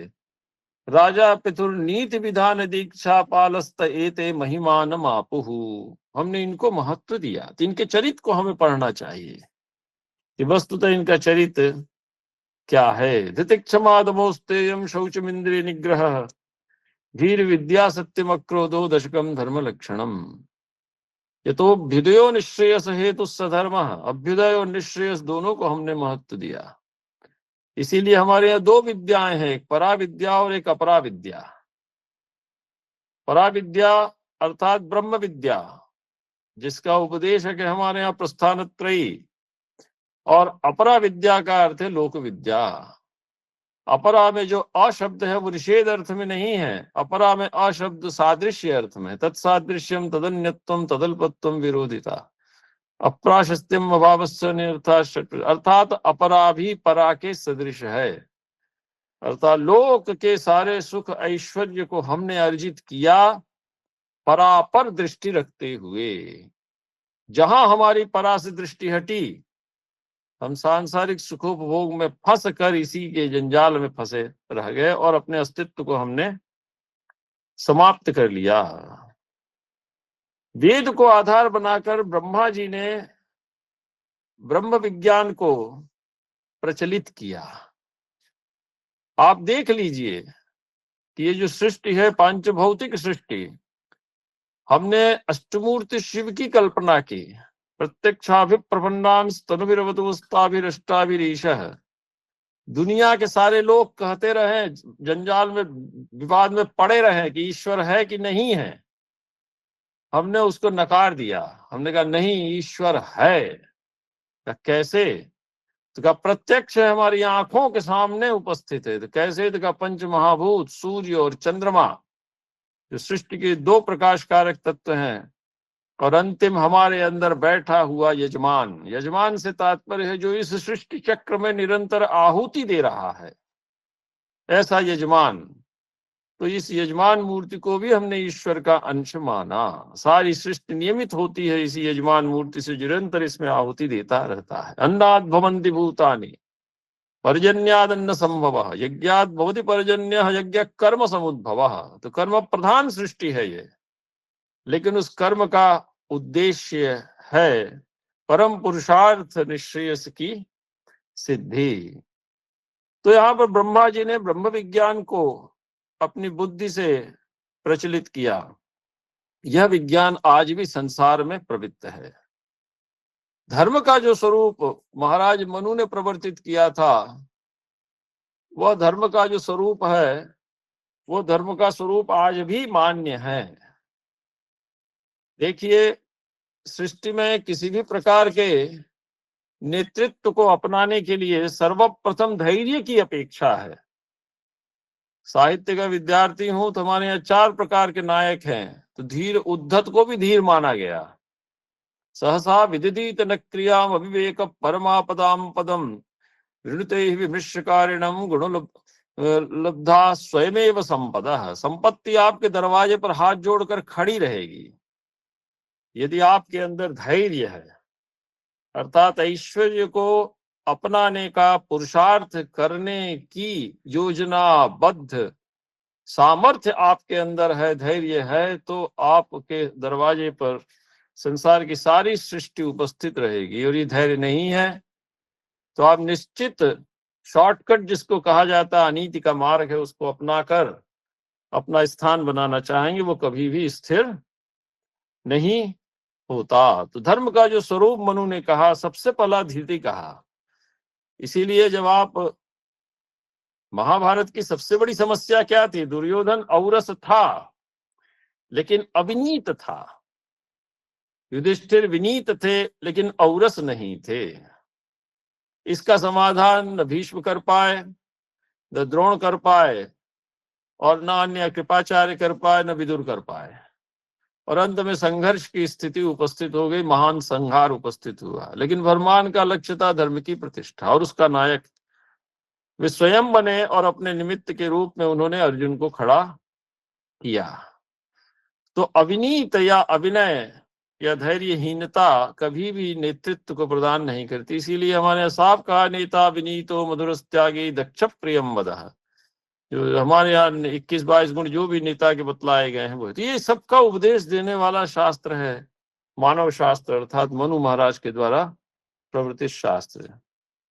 इस शासन की, इस पृथ्वी पर शासन की नीति को बताने वाला शास्त्र जो है वो पृथु महाराज ने बनाया। पृथु की कथा हमें महाभारत में प्राप्त होती है, और उन्हीं के नाम से पृथ्वी है। वेन के शरीर से पृथु और उनकी पत्नी का जन्म हुआ था, और पृथु ने इस पृथ्वी को रहने योग्य बनाया।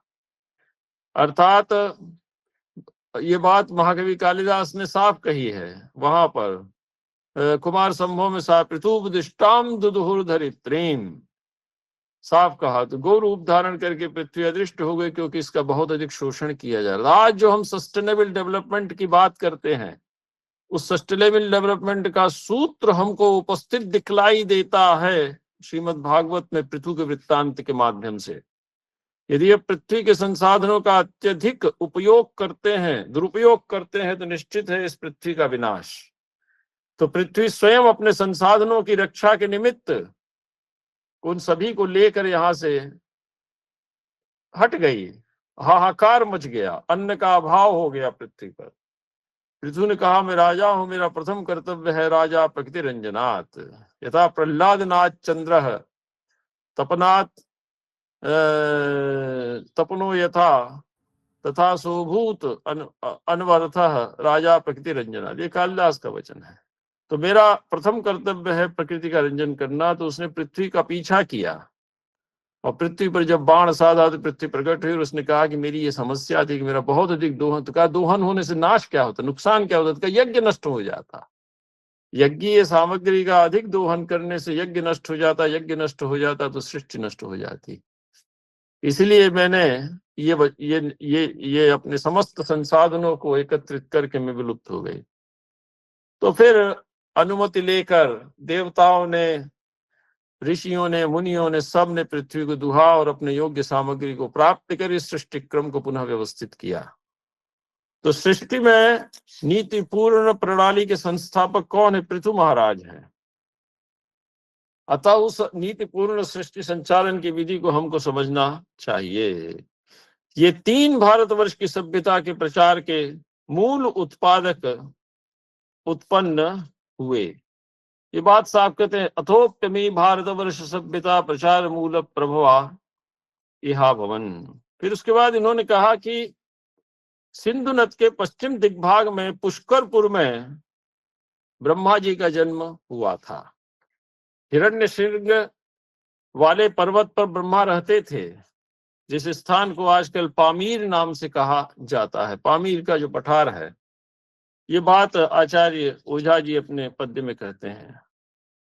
स्वयंभू मनु मानस पुत्र जो थे वो ब्रह्म विष्टप में निवास करते थे और महाराज पृथु समाजगत व्यवस्था को सुव्यवस्थित करके काकेशस नाम के पर्वत पर रहते हुए उसका प्रचार कर रहे थे। वही व्यवस्था आज भी विद्यमान है। ये सारे के सारे भौगोलिक दृश्य, भौगोलिक अंश हमारे बीच आज भी उसी रूप में उपस्थित है। कहा कि उसको कहा क्या जाता था, तो उन्होंने साफ कहा कि वह प्रदेश तुरुष्क देश नहीं था। वहां ऋषि तथा आर्य गण निवास करते थे। त्रिविष्टप नाम के ख्यात स्वर्ग प्रदेश पर्यंत का प्रांत उस समय ब्रह्मा द्वारा निर्मित था। जन विभाग के द्वारा मुक्त होता था, वहां तक उनका आवागमन रहता था। अर्थात मनुष्यों का सामर्थ्य भी देवलोक जाने का था। इसीलिए रघुवंश में साफ कहा है, अनाकर्त वर्तमानम। अपनी दैवीय सामर्थ्य से मनुष्य भी देवताओं की सहायता के लिए जाया करते थे। रघुवंश के जितने भी नायक हैं, कालिदास के जितने भी नायक हैं, वो वहां तक जाते हैं। इसके बाद इन्होंने कहा कि एक अन्य दूसरे जो मनु महाराज थे, उन्होंने भारत में आकर अयोध्यापुरी का निर्माण किया था। ये बात आचार्य ओझा कहते हैं, अथान्य आसीत तो वनुर्द्वितीय को अयोध्यापुरी मध्यवसत्स भारते कृत्वा व्यवस्थांच पृथु समाजगाम प्रचारयामास तथाद्य वर्तते। और पृथु महाराज ने निवास करते हुए एक सामाजिक व्यवस्था को प्रदान किया। इसलिए 4000 वर्ष के पूर्व का जो सामाजिक चरित्र है, जो जगत का चरित्र है, वो जगत का चरित्र अत्यंत सुंदर है, अत्यंत ग्राह्य है। उसे हमें अवश्य ही देखना चाहिए। ये बात आचार्य ओझा ने स्पष्ट कही। चतुस्सहस्रावधि पूर्व वर्ष पूगात पुरातनम चारु जगत चरित्रम शुश्रूषवस्त्वाकलयन्तु यत्नाद वेदान पुराणोपचिते इतिहासान। फिर कहा, यद्वै महाभारत तत् पुरातनम चरित्रमासीदपि दैवते युगे तत्पंचसुख्यातिषु वंश योग तो निरूपितम तत्र हि तद्विमिश्रताम। उसको हमें विमिश करना चाहिए। फिर इन्होंने इतिवृत्त के अंतर्गत 2 भाग किए, एक पुराण को किया और दूसरा इन्होंने इतिहास को बनाया। तच्चेत वृत्तम द्विविधम पुराणे इतिहास भेदात प्रवंति विद्या। मैंने प्रारंभ यहीं से किया था, ऐतिह्य और इतिहास। और पुरा नवम अनतीति पुराणम, जो हमें प्राचीन को एक आकर्षक नवीन विधि से आख्यान उपाख्यान के माध्यम से उपस्थित करता, उसे हम पुराण कहते हैं। पुराणम पंचलक्षणम सर्गश्च प्रतिसर्गश्च वंशो मन्वंतराणि च वंशानुचरितम चेति पुराणम पंचलक्षणम। तो कहा कि पुराण है क्या, तो साफ इन्होंने कहा कि विश्व सृष्टेर इतिवृत्तमासीत् यद विश्व सृष्टेर इतिवृत्तमासीत् पुरातनम तद्धि पुराणम आहु, उसको हम पुराण कहते हैं जो विश्व सृष्टि का इतिवृत्त था। यच्चेतनानां तृणाम चरित्रम पृथक्कृतम स्यात् स इहेतिहास, और जो चेतन मनुष्यों का प्राचीन इतिवृत्त है उसको पृथक करके हम इतिहास कहते हैं। तो यच्चेतनानां तृणाम चरित्रम पृथक्कृतम स्यात् स इतिहास, उसी पुराण से यदि हम चेतनों का इतिवृत्त अलग कर लेते हैं तो वो इतिहास कहलाता है। इसीलिए विज्ञान शास्त्रे तो निरूपणीये तयोर्द्वयोरेव भवत्यपेक्षा तस्मात् पुराणम प्रथमम प्रदर्शेत इतिहासमप्यत्र निदर्शयिष्ये। अर्थात स्थावर जंगमात्मक सृष्टि का जो स्वरूप है उसको हम पहले प्रस्तुत करें, लेकिन उसके साथ जो चेतन मनुष्य का इतिहास है उसको भी हमें अवश्य ही प्रस्तुत करना चाहिए। इसलिए आसीत पुरा देव युगे मराणाम विज्ञान दृष्टि जगतोस्य शिष्टो यथा तथा दर्शयितुम प्रवृत्तो वक्ष्यामि दैवीं स्थितिमत्र किंचित। इसलिए अमराणाम अर्थात देवताओं की जो प्राचीन काल में सृष्टि विषयक दृष्टि थी, सृष्टि निर्माण विषयक दृष्टि थी, उस सृष्टि निर्माण विषयक दृष्टि को पुनः प्रतिष्ठित करने के लिए मैं इस ग्रंथ की रचना करने जा रहा हूं। और ये 18 भागों में परिच्छिन्न है और सृष्टि के इन परिच्छेदों की पुराण संज्ञा पुरातन होने के कारण हम देते हैं। तदष्टादश पुराणेषु व्यासस्य वचनद्वयम् परोपकार पुण्याय पापाय परिपीडनम्, ये बात आती है। तो ये बातें इसमें इन्होंने कही। तो पुराणों की जो 5 विधाएं हैं और त्रिलोक संबंधी विश्वविद्या, जो ज्योति चक्र विद्या अर्थात तारा विज्ञान, भुवन कोश विद्या और प्रासंगिक विद्या और पंचम वंशावली विद्या, इस प्रकार पंचविध पुराण हैं। इनका क्रमशः निरूपण हम आगे करने जा रहे हैं। तो इस प्रकार से अपने प्राचीन गौरव को भारतवासियों में स्थापित करने वाला यह ग्रंथ है, उसके प्रति एक दृढ़ आस्थावान बनाने वाला यह ग्रंथ है, उसकी तथ्यात्मक प्रस्तुति करने वाला यह ग्रंथ है और हमें अपने भूले हुए इतिहास से परिचित कराने वाला यह ग्रंथ है। जगत गुरु वैभवम, इसको हमें अवश्य ही पढ़ना चाहिए। भारतवर्ष जगत गुरु है, विश्व गुरु है। कारण क्या है? अपने वैभव के कारण। तो वैभव से तात्पर्य क्या है?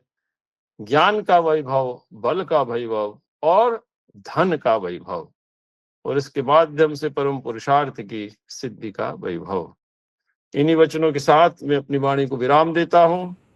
आचार्य संतोष कुमार शुक्ल जी ने मुझे अवसर दिया, विलंब से मैं जुड़ पाया, इसके लिए आप सभी से क्षमा प्रार्थी हूं। कुछ तथ्य यदि सामने आए हों तो इस प्रकार की कार्यशाला से अवश्य ही नई पीढ़ियों को लाभ होगा। पुनः सभी को प्रणाम निवेदित। बहुत बहुत आभार सर, आपके व्याख्यान से अत्यंत लाभ होगा।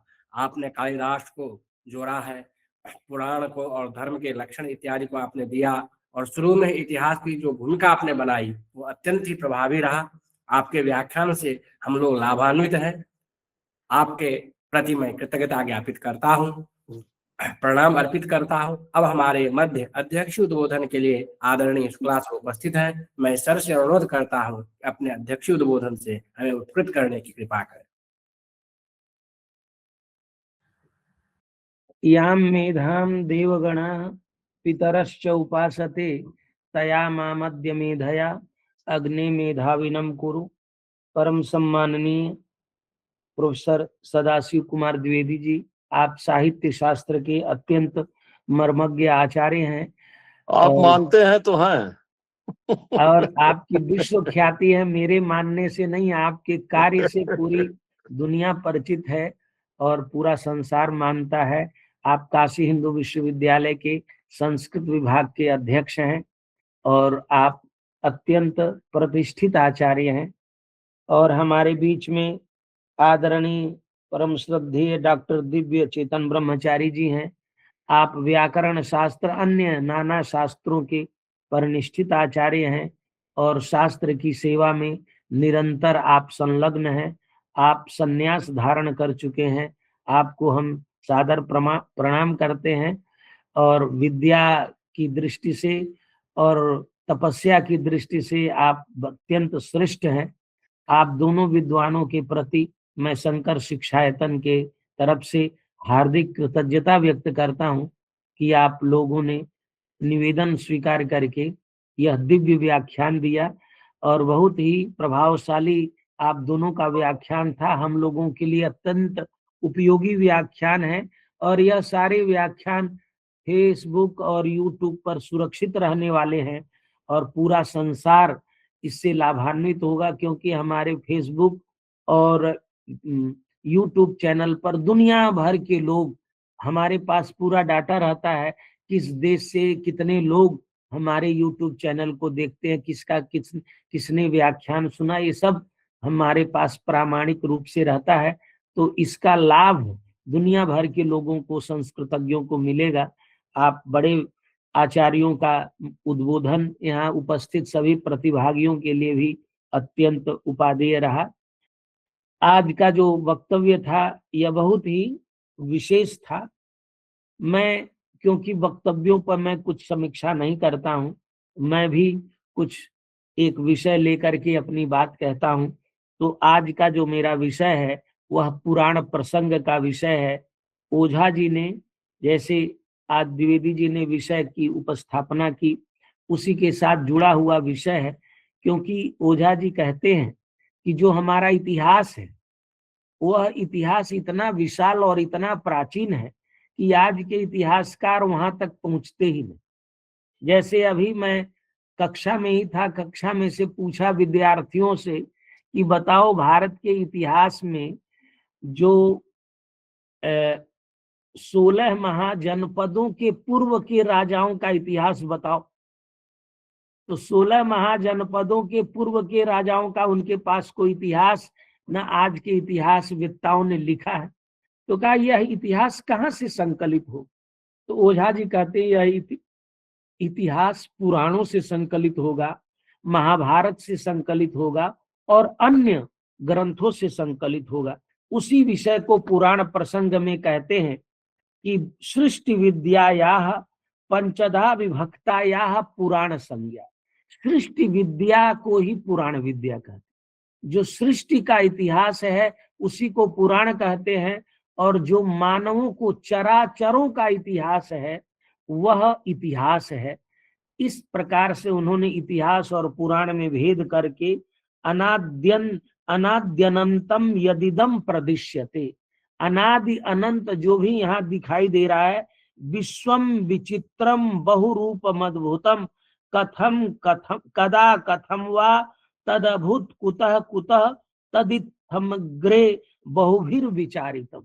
कैसे संसार हुआ, कहाँ रहा, ये सब आचार्यों ने विचारित किया है।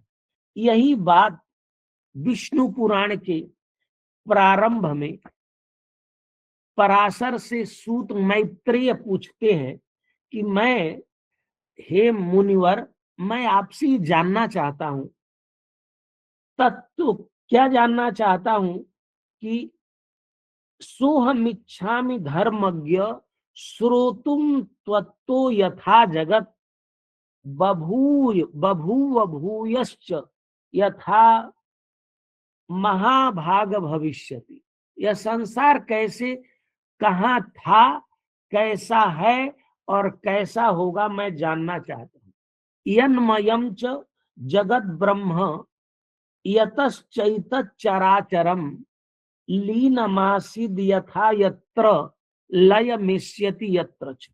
यह जगत किमय है, यह जगत कहाँ लीन था, कहाँ लय होगा, ये मैं सब जानना चाहता हूँ। समुद्र पर्वतानां च संस्थानम च यथा भुवः। सारे समुद्रों, पर्वतों और पृथ्वी का संस्थान क्या है, सूर्यादीनाम च संस्थानम प्रमाणम मुनिसत्तम। सूर्यादि जो ग्रह हैं उनका संस्थान कैसे है, उनका मान कैसे, ये सब मैं जानना चाहता हूं। देवादीनाम यथा वंशान मनुन मनवंतराणी च। देवताओं का स्वरूप, मनुओं का स्वरूप, मनुवंशों का स्वरूप, मनवंतरों का स्वरूप मैं जानना चाहता हूं। कल्पान कल्प विभागांश्च चातुर्युग व्यवस्थितान कल्पांतस्य स्वरूपम च युग धर्मांश्च कृत्स्नसः। कल्पों का स्वरूप, कल्प के विभाग मनवंतर है, मनवंतर का स्वरूप, मनवंतरों का विभाग चातुर्युग व्यवस्था में हुआ उनका स्वरूप, और कल्प के अंत का स्वरूप और युग धर्मों का स्वरूप मैं जानना चाहता हूं। देवर्षि पार्थिवानाम च चरितम च महामुने वेद शाखा प्रयणनम यथा वद व्यास कर्तृकम धर्माश्च ब्राह्मणादीनाम तथा चाश्रमवासिनाम श्रोतुमिच्छाम्यहं सर्वम त्वत्तो वासिष्ठ नंदन। हे वशिष्ठ के पुत्र पराशर, मैं आपसे यह सब जानना चाहता हूं। ओझा जी ने इन्हीं पुराणों से संग्रहित करके पुराण संग्रह में इन विषयों को उद्धृत करते हुए कहा है, तद विश्व सृष्टि बहुधा निरूपणम पुरातनम यत् कृतम आदि सूरभि। पुराणों में जो यह विषय इकट्ठा करके प्रतिपादन किया गया है, सा सृष्टि विद्या पुराण संज्ञा, उसी सृष्टि विद्या को हम पुराण संज्ञा कहते हैं। ख्याता विभक्ता बहुधा च पंचधा, उनके 5 विभाग हम करते हैं पुराण विद्या के।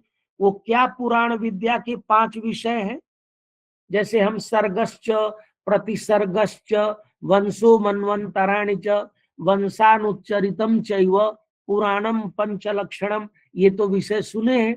उसी तरह से उन्होंने लिखा त्रैलोक्य विश्व विद्या, पहला विषय सृष्टि सर्ग है, ज्योतिष चक्रम और खगोल विद्या, अभुवन कोशश्च और भुवन कोश, क्योंकि भू भुव स्व महाजन तपः सत्यम अतल वितल सुतल तलातल रसातल, इन 14 को एक भुवन कहते हैं, इस भुवन कोश का।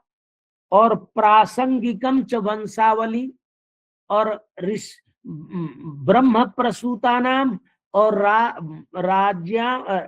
राज प्रसूता नाम, वो 2 तरह की वंशावली होती है। वही कह रहे हैं कि प्रासंगिकम च वंशावली पुराणम तु पंचविधम। तो त्रैलोक्य विश्वविद्या, ज्योतिष चक्र, भुवन कोश, वंशावली, प्रासंगिकम और वंशावली, ये पुराण के 5 विषय हैं। या विश्व सृष्टि विद्या सा अष्टादशधा परिच्छिन्न, ये जो सृष्टि विद्या है, पुराण विद्या है, ये 18 भागों में विभक्त। ये भी विष्णु पुराण में कहा गया, आख्यानैश्चाप्युपाख्यानै गाथा भी कल्प शुद्धि भी पुराण संहिताम चक्रे पुराणार्थ विशारदा। तो पुराण संहिताओं को तदष्टादशधा कृत्वा भूलोकेस्मिन् प्रकाशते। ये 18 जो विद्या है वह पुराण विद्या, वो विश्व सृष्टि की विद्या। सृष्टि परिच्छेदानाम पुराण संज्ञा पुराणत्वा, इसकी विश्व सृष्टि संज्ञा है। ग्रह नक्षत्राणि तारा विज्ञान गोल विज्ञाने स्मारक चरित्र क्लिप्ति ज्योतिष चक्रम खगोल विद्यास्ति। एक खगोल विद्या में अनेक विद्याएं समाहित हैं, उनका विश्लेषण इसमें किया गया है। वर्ष विभागो गिरि वन समुद्र नद्य सरांसी चाखाता और नगर स्थान वासा भूमि तीर्थम च भुवन कोशोस्ति, तो भुवन कोश के अंदर ये सारे विषय आ गए। इन्होंने कहा इसको हम कहते भुवन कोश। आख्यानोपाख्याने गाथा अथ कल्प शुद्धिश्च प्रासंगिकम, प्रासंगिक 4 भागों में विभक्ति के ओझा जी ने ये विशेष रूप से परिकल्पित किया है। वहां तो आख्यान उपाख्यान गाथा और कल्प शुद्धि, वहां पुराण में आया कि व्यास ने एक पुराण विद्या का अष्टादश संहिता में परिवर्तन कैसे किया। तदानीम एकमेवासित पुराणम तत्, पुराण विद्या एक ही थी, चतुर्लक्ष उसका बड़ा विशाल था, शतकोटि प्रविस्तरम। तो उसको वेद व्यास ने क्या किया, तो वहां लिखा कि तदष्टादशधा कृत्वा, व्यास ने आख्यान उपाख्यान गाथा और कल्प शुद्धि, उसको ओझा जी कह रहे हैं ये जो 4 विषय हैं, आख्यान उपाख्यान गाथा अथ कल्प शुद्धि, इसको उन्होंने कहा प्रासंगिकम चतुर्धा प्रश्न समाधि प्रसंगतो धीतम। ये प्रश्न समाधि क्या मतलब क्या है कि बाद की संहिताओं में प्रश्न होता था और उसका उत्तर दिया जाता था। पहली पुराण संहिता में सृष्टि विद्या का निरूपण कर दिया गया था, बाद में प्रश्नोत्तर विधि में ये विषय आए थे। श्रौत स्मार्त समयाश्चाचारो धर्म भेदास्ते, श्रौत और स्मार्त और सामयिक आचार माने वर्ण धर्म, आश्रम धर्म, वर्णाश्रम धर्मों का भी निरूपण यहाँ पर किया गया है। नानो पार्थिव भेदा दर्शन नाना उपासना भेदा दर्शन भेदा कल्प शुद्धि रीति। कल्प शुद्धि का अनेक और नामांतर है। कल्प शुद्धि और पुराणों में 2-3 शब्द उसके लिए आए हैं। कल्प का मतलब होता है वेद विहिता नाम कर्मणाम आनुपूर्वेण कल्पना शास्त्रम कल्प। तो जो कल्प माने कर्म होता है, और कर्म से 6 प्रकार की शुद्धियां होती हैं। उन शुद्धियों का विधान, क्योंकि चित्त शुद्धि कर्म से ही होती है, उसका विवेचन, उसी को स्मार्त कर्म और श्रौत कर्म कहते हैं कि कर्म भेद से इनकी शुद्धि। बाद में इस कर्म में स्मार्त कर्मों में बहुत भेद आ गए। जितने भी वैदिक कर्मकांड थे उससे अधिक पौराणिक कर्मकांडों का विवेचन, एकादशी द्वादशी आदि तिथियों के व्रत पर्व उत्सव का विधान पुराण में किया गया। उन सब को हमने यहाँ पर ओझा जी ने प्रासंगिक के रूप में उद्धृत किया है और उनको कल्प शुद्धि किया है, कहा है। स्वयं भुआदि मनुवंशा वैवस्वतरो वंश सूर्याग्नि चंद्र वंशा उक्ता वंशावली ग्रंथ। तो राज्ञाम ब्रह्म प्रसूतानाम वंशो द्विधा, राज्ञाम और ब्रह्म प्रसूतानाम, उसमें बहुत सारे वंश देवताओं से निकले हैं, जैसे सूर्य वंश, चंद्र वंश आदि का वर्णन है। तो पुराणों में वंशों का जो निरूपण किया गया है उसको वंशावली ग्रंथ में ओझा जी कह रहे हैं कि हमने एक वंशावली ग्रंथ भी लिखा था, उसमें उसका विस्तार से निरूपण किया है। और पुराणों को 6 भागों में 6 के 3 खंड किए जाते हैं। तो यहाँ ब्रह्मा पद्म विष्णु वायुस चापश्च नारदश्चेति षटकम सृष्टि और सृष्टि विद्या प्रतिपादकम और त्रैगुण्य, क्योंकि इसका वैष्णव पुराण, शैव पुराण, शाक्त पुराण के रूप में, सात्विक तामस राजस पुराण के रूप में इस प्रकार का भी निरूपण और विश्लेषण और वर्गीकरण किया गया है। ओझा जी भी इस विषय को यहाँ उपस्थापित करते हैं। कहते हैं कि लिंगम वराह वामन कुमार कुर्माश्च मत्स्यश्च एते षड त्ववतारा सन्ति विराजोनु सृष्टि विधा संचरतः प्रतिसंचरत कर्मो कर्म कर्मोत्थान क्रांति अनुक्रांति अपि संपराय विद्या गरुण पुराणे पुनर्जन्म विश्वस्य रूपमिति ब्रह्मांडम तस्य यादृशी संस्था। जैसे अलग अलग पुराणों में जो लिंग वराह वामन कुमार आदि पुराणों में कह रहे हैं कि 6 अवतारों का वर्णन, ये अवतार विद्या ये भी एक पुराण की एक महत्वपूर्ण विवेचन की विद्या है। इन सब को ओझा जी ने कहा यत्र यथाते लोकाः तदिदं सर्वं पुराणे अन्ते एवं पुराणमेकं कृष्ण द्वैपायनेन संग्रहीतम। यह एक पुराण विद्या थी और एक ग्रंथ था, बाद में कृष्ण द्वैपायन ने उसको संग्रहित किया, अष्टादशधा विभाग किया और इसी में विश्व सृष्टि विद्या का इतिहास निरूपित है। एवं पुराणमेकम कृष्ण द्वैपायनेन संग्रथितम वेद ग्रंथाद उद्धृतम अष्टादश खंडतः परिच्छिन्नम। यह वेद विद्या का ही व्याख्यान कारक जो ये ग्रंथ है पुराण विद्या है। इस पुराण विद्या को अष्टादश विभाग, तो ओझा जी ने पुराण विद्या के इसको पुराण विमर्श में बलदेव उपाध्याय जी ने भी इस प्रकार से निरूपित किया है कि वेद विद्या के दो खंड हैं, एक व्यास पूर्व और एक व्यास पश्चात। तो 4 क्रम वो बनाते हैं, एक वैदिक कल्प, एक वेद व्यासीय कल्प और एक लोमहर्षणीय कल्प और एक औग्रश्रवसीय कल्प। इन 4 कल्पों में पुराण विद्या के विकास की परंपरा को दिखाते हैं। वैदिक कल्प में क्योंकि विश्व सृष्टि का इतिहास है, एक ही पुराण था, उसका नाम था ब्रह्मांड पुराण और 100 कोटि प्रविस्तर।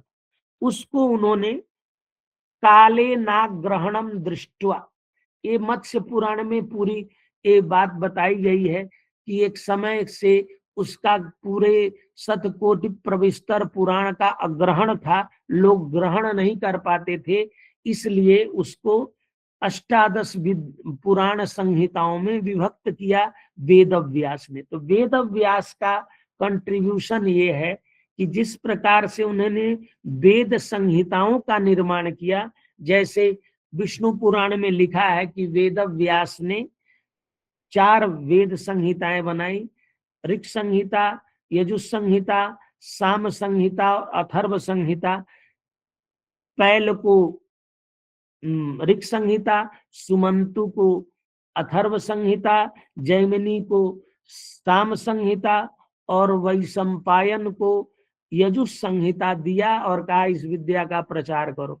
उसी प्रकार से पुराण एक विद्या का अष्टादश विभाग व्यास ने किया, तदष्टादशधा कृत्वा। और वो अष्टादश विभाग कैसे किए? क्योंकि पुराण विद्या में सर्ग प्रतिसर्ग वंश मनवंतर और वंशानुचरित ये 5 विषय, जिसको ओझा जी ने भी ये बताया कि त्रैलोक्य विश्व विद्या, ज्योतिष चक्र, भुवन कोश, प्रासंगिक और वंशावली भेद से ये 5 विषय पुराण विद्या में। पुराणम तु पंचविधम, वही सर्ग प्रतिसर्ग ये तो पहले से ही पुराण विद्या में था। तो व्यास ने क्या किया? तो व्यास ने आख्यानैश्चाप्युपाख्यानै गाथा भी कल्प शुद्धि भी पुराण संहिताम चक्रे पुराणार्थ विशारदा। तो सत्यवती सुत ने अष्टादश विभाग किया। कैसे? आख्यान उपाख्यान गाथा, अर्थात सर्ग विषय को आख्यान उपाख्यान गाथा और कल्प शुद्धि के द्वारा उसका संहिता अष्टादश विभाग किया। और अपने शिष्यों को पढ़ाया। उन शिष्यों में एक प्रमुख शिष्य थे लोमहर्षण। लोमहर्षण ने भी अपनी संहिताएं बनाई। और लोमहर्षण के पुत्र थे उग्रश्रवस, उन्होंने भी अपनी संहिताएं बनाई। और भी उनके शिष्यों ने संहिताएं बनाई। जैसे ओझा जी लिखते हैं, पौराण संहिता सा सूते नासित प्रचारिता लोके तिस्रोन्य संहिता अपि शिष्यै सूतस्य निर्मिता भवन पौराणिकस्तु सूतः स रोमहर्षणः इति श्रुतस्तेन सप्त पुराण ग्रंथा षड संवादि प्रकारतो रचिता उग्रश्रवास्तु सौति पुनः द्वितीयं व्यधात् चतुर्थं च अपि पंचमं च चक्रे शेष पुराणी चाष्टमादीनि तस्मात् पद्म पुराणम द्विविधम द्विविधम चतुर्थम च द्विविधम च पंचमम तच्छेषाणाम ग्रंथ एकैकः प्रश्नानुसारतस्तु ग्रंथेष्वन्येषु प्रवर्तमानेषु अन्य पुराणार्था अपि सर्वे सर्वत्र सन्ति संकीर्णा। अब देखिए, जो पुराण संहिताएं आज हमें उपलब्ध मिलती हैं, किसी में कोई पाठ, किसी में कोई पाठ, साउथ नॉर्थ दाक्षिणात्य अलग अलग पाठ मिलते हैं। तो ओझा जी कहते हैं इस संकीर्णता का यही कारण है कि इन बाद के उनके शिष्यों के द्वारा अनेक पुराण संहिताएं बनाई गई। क्योंकि पुराण संहिता वेदवत नहीं थी, इसका प्रवचन होता था लोक में, इसीलिए इनमें इनकी संकीर्णता अनेक लोगों के द्वारा कथित होने के कारण रही। इसीलिए बहुत सारा पाठ भेद मिलता है। जो संहिता उपलब्ध होती है, ये हम प्रामाणिक रूप से नहीं कह सकते कि ये व्यास वाली है, कि लोमहर्षण वाली है, कि उग्रश्रवस वाली है, कौन सी संहिता है। इस प्रकार से ओझा जी ने एतत् पुराण शास्त्रम व्युपजीव्यम सर्वशास्त्राणम, इस प्रकार से ये जो पुराण विद्या है अन्य शास्त्रों का ये उपजीव्य है। जितने भी रामायण महाभारत पुराणादि ग्रंथ लिखे गए हैं, इनके कहीं न कहीं से स्रोत इन पुराणों से भी जुड़ते हैं। इस प्रकार से वेदानामपि वेदम पुराण इतिहासमप्याहु केन निर्मितम एतद् ज्ञानम शास्त्रस्य शास्त्रम स्यात् प्रत्यर्थम। इस प्रकार ओझा जी बताते हुए सर्वे विषयास्तस्मिन् दृश्यन्ताम इह तु संक्षेप, सारे विषय पुराण विद्या में, पुराणों में, अष्टादश पुराणों में निरूपित हैं। यह ओझा जी ने पुराण प्रसंग में निरूपित करते हुए इस बात पर जोर दिया है कि भारत का इतिहास आज के आर्कियोलॉजी के अनुसार यदि हम लिखेंगे तो बहुत सीमित इतिहास होगा, बहुत सीमित काल का इतिहास होगा, और यह भारत का इतिहास बहुत कम होगा। हमारा इतिहास बहुत बड़ा है। उस इतिहास का लेखन रामायण महाभारत और पुराण, उन्होंने कहा पुराण पूर्व के राजाओं का भी वर्णन उपलब्ध होता है, उन सब का। इसलिए व्यापक भारतवर्ष का इतिहास, जो भारतवर्ष का विश्व गुरुत्व है, ये जो जगत गुरुत्व है, जगत गुरु वैभवम, ये जो गुरुता है, गुरुता का जो वैभव है, वो गुरुता का वैभव ज्ञान के क्षेत्र में, वाणिज्य के क्षेत्र में, बल के क्षेत्र में, विविध क्षेत्रों में हमारी जो गुरुता थी, गौरवत्व था, उस गौरवत्व का, हमारे इतिहास की जो विशालता है, उस विशालता का बोध बिना पुराण के, बिना इतिहास के संभव नहीं है। इसीलिए इस इतिहास पुराण विद्या को उपस्थापित ओझा जी, पूरा जो ग्रंथ है, जगत हमार, जगत में हम कैसे गुरु थे, जगत गुरु वैभव, माने जगत के गुरु नहीं थे, जगत ही हमारा गौरव कैसे था, विशाल गौरव जगत में हमारा कैसे था, ज्ञान के आधार पर था, हर क्षेत्रों में किस प्रकार से गौरव था, यह गौरव का बोध तो हमारा इतिहास ही बताएगा। वह इतिहास कहाँ है, तो कहा वह इतिहास यदि समझना है तो पुराण और इतिहास को समझना होगा। उसी का प्रक्रम इस ग्रंथ में ओझा जी ने किया है और उसी का आज विश्लेषण आदरणीय प्रोफेसर द्विवेदी जी ने किया, प्रोफेसर दिव्य चैतन्य ब्रह्मचारी जी ने किया और आप दोनों इतने बड़े अपने क्षेत्र के प्रतिष्ठित आचार्य हैं कि आप यहाँ कृपा पूर्वक उपस्थित हुए और व्याख्यान दिए। इससे हम लोग अत्यंत कृतकृत्य हैं और आपसे निवेदन करते हैं भविष्य में भी हमारे मार्गदर्शन के लिए आप इसी तरह से हमारे निवेदन को स्वीकार करके उपस्थित होइएगा। यहाँ सभा पटल पर जितने लोग उपस्थित हैं उन सभी के प्रति हम कृतज्ञता व्यक्त करते हैं और विमल जी, आभा जी को भी किसी गोष्ठी में, किसी व्याख्यान में आमंत्रित करिए। ये भी हम विमल जी से, क्योंकि आभा जी भी यहाँ सिद्धार्थ विश्वविद्यालय की आचार्य हैं, ये भी उपस्थित हैं। और इधर चूड़ामणि जी जयपुर से उपस्थित हैं। इन लोगों को भी और भी इस सभा पटल पर जितने विद्वान हैं सबको जोड़िए और सबसे हम लोग इस जगत गुरु वैभव पर विमर्श करें। शतपथ ब्राह्मण पर हमारा मासिक विमर्श चल ही रहा है। हर महीने हम किसी न किसी ग्रंथ पर इसी तरह से साप्ताहिकी एक कार्यशाला करते रहेंगे जिससे हम ग्रंथ का व्यापक विमर्श करें। एक फिल्म का गाना है कि हम रहे या ना रहे यह देश रहना चाहिए। ये मणिकर्णिका फिल्म का गाना है जिसको प्रसून वाजपेयी ने लिखा है कि हम रहे या ना रहे यह देश रहना चाहिए। तो इस भारतवर्ष की गौरव गाथा सदा जीवित रहे, सदा प्रचलित रहे, इसके लिए हम लोगों को इन गौरव ग्रंथों का, पुराणों का, ग्रंथों का, महाभारत का, रामायण का अध्ययन करके और हर तरह का इतिहास समाज के सामने, संस्कृत जगत के सामने प्रतिष्ठापित करना है। यही शंकर शिक्षायतन का उद्देश्य है। इन्हीं शब्दों के साथ अपनी वाणी को विराम देता हूँ। बहुत बहुत धन्यवाद। नमस्कार।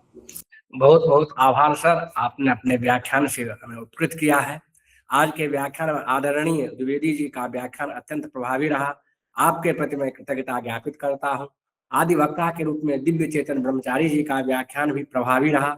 मैं उनके प्रति भी कृतज्ञता ज्ञापित करता हूँ। आदरणीय सर के प्रति मैं धन्यवाद ज्ञापित करता हूँ और पटल पर उपस्थित सभी विद्वजनों के प्रति मैं आभार प्रकट करता हूँ, क्योंकि आप लोगों के उपस्थित से ही यह कार्यक्रम गौरव को प्राप्त करता है। आप लोग हर दिन आते हैं और इसी लिंक से फिर हम कल मिलेंगे और आप लोगों की उपस्थित से हम लोगों को हर्ष होता है, उत्साह बढ़ता है। इन्हीं शब्दों के साथ आज के कार्यक्रम को मैं यहीं पूर्ण करता हूँ।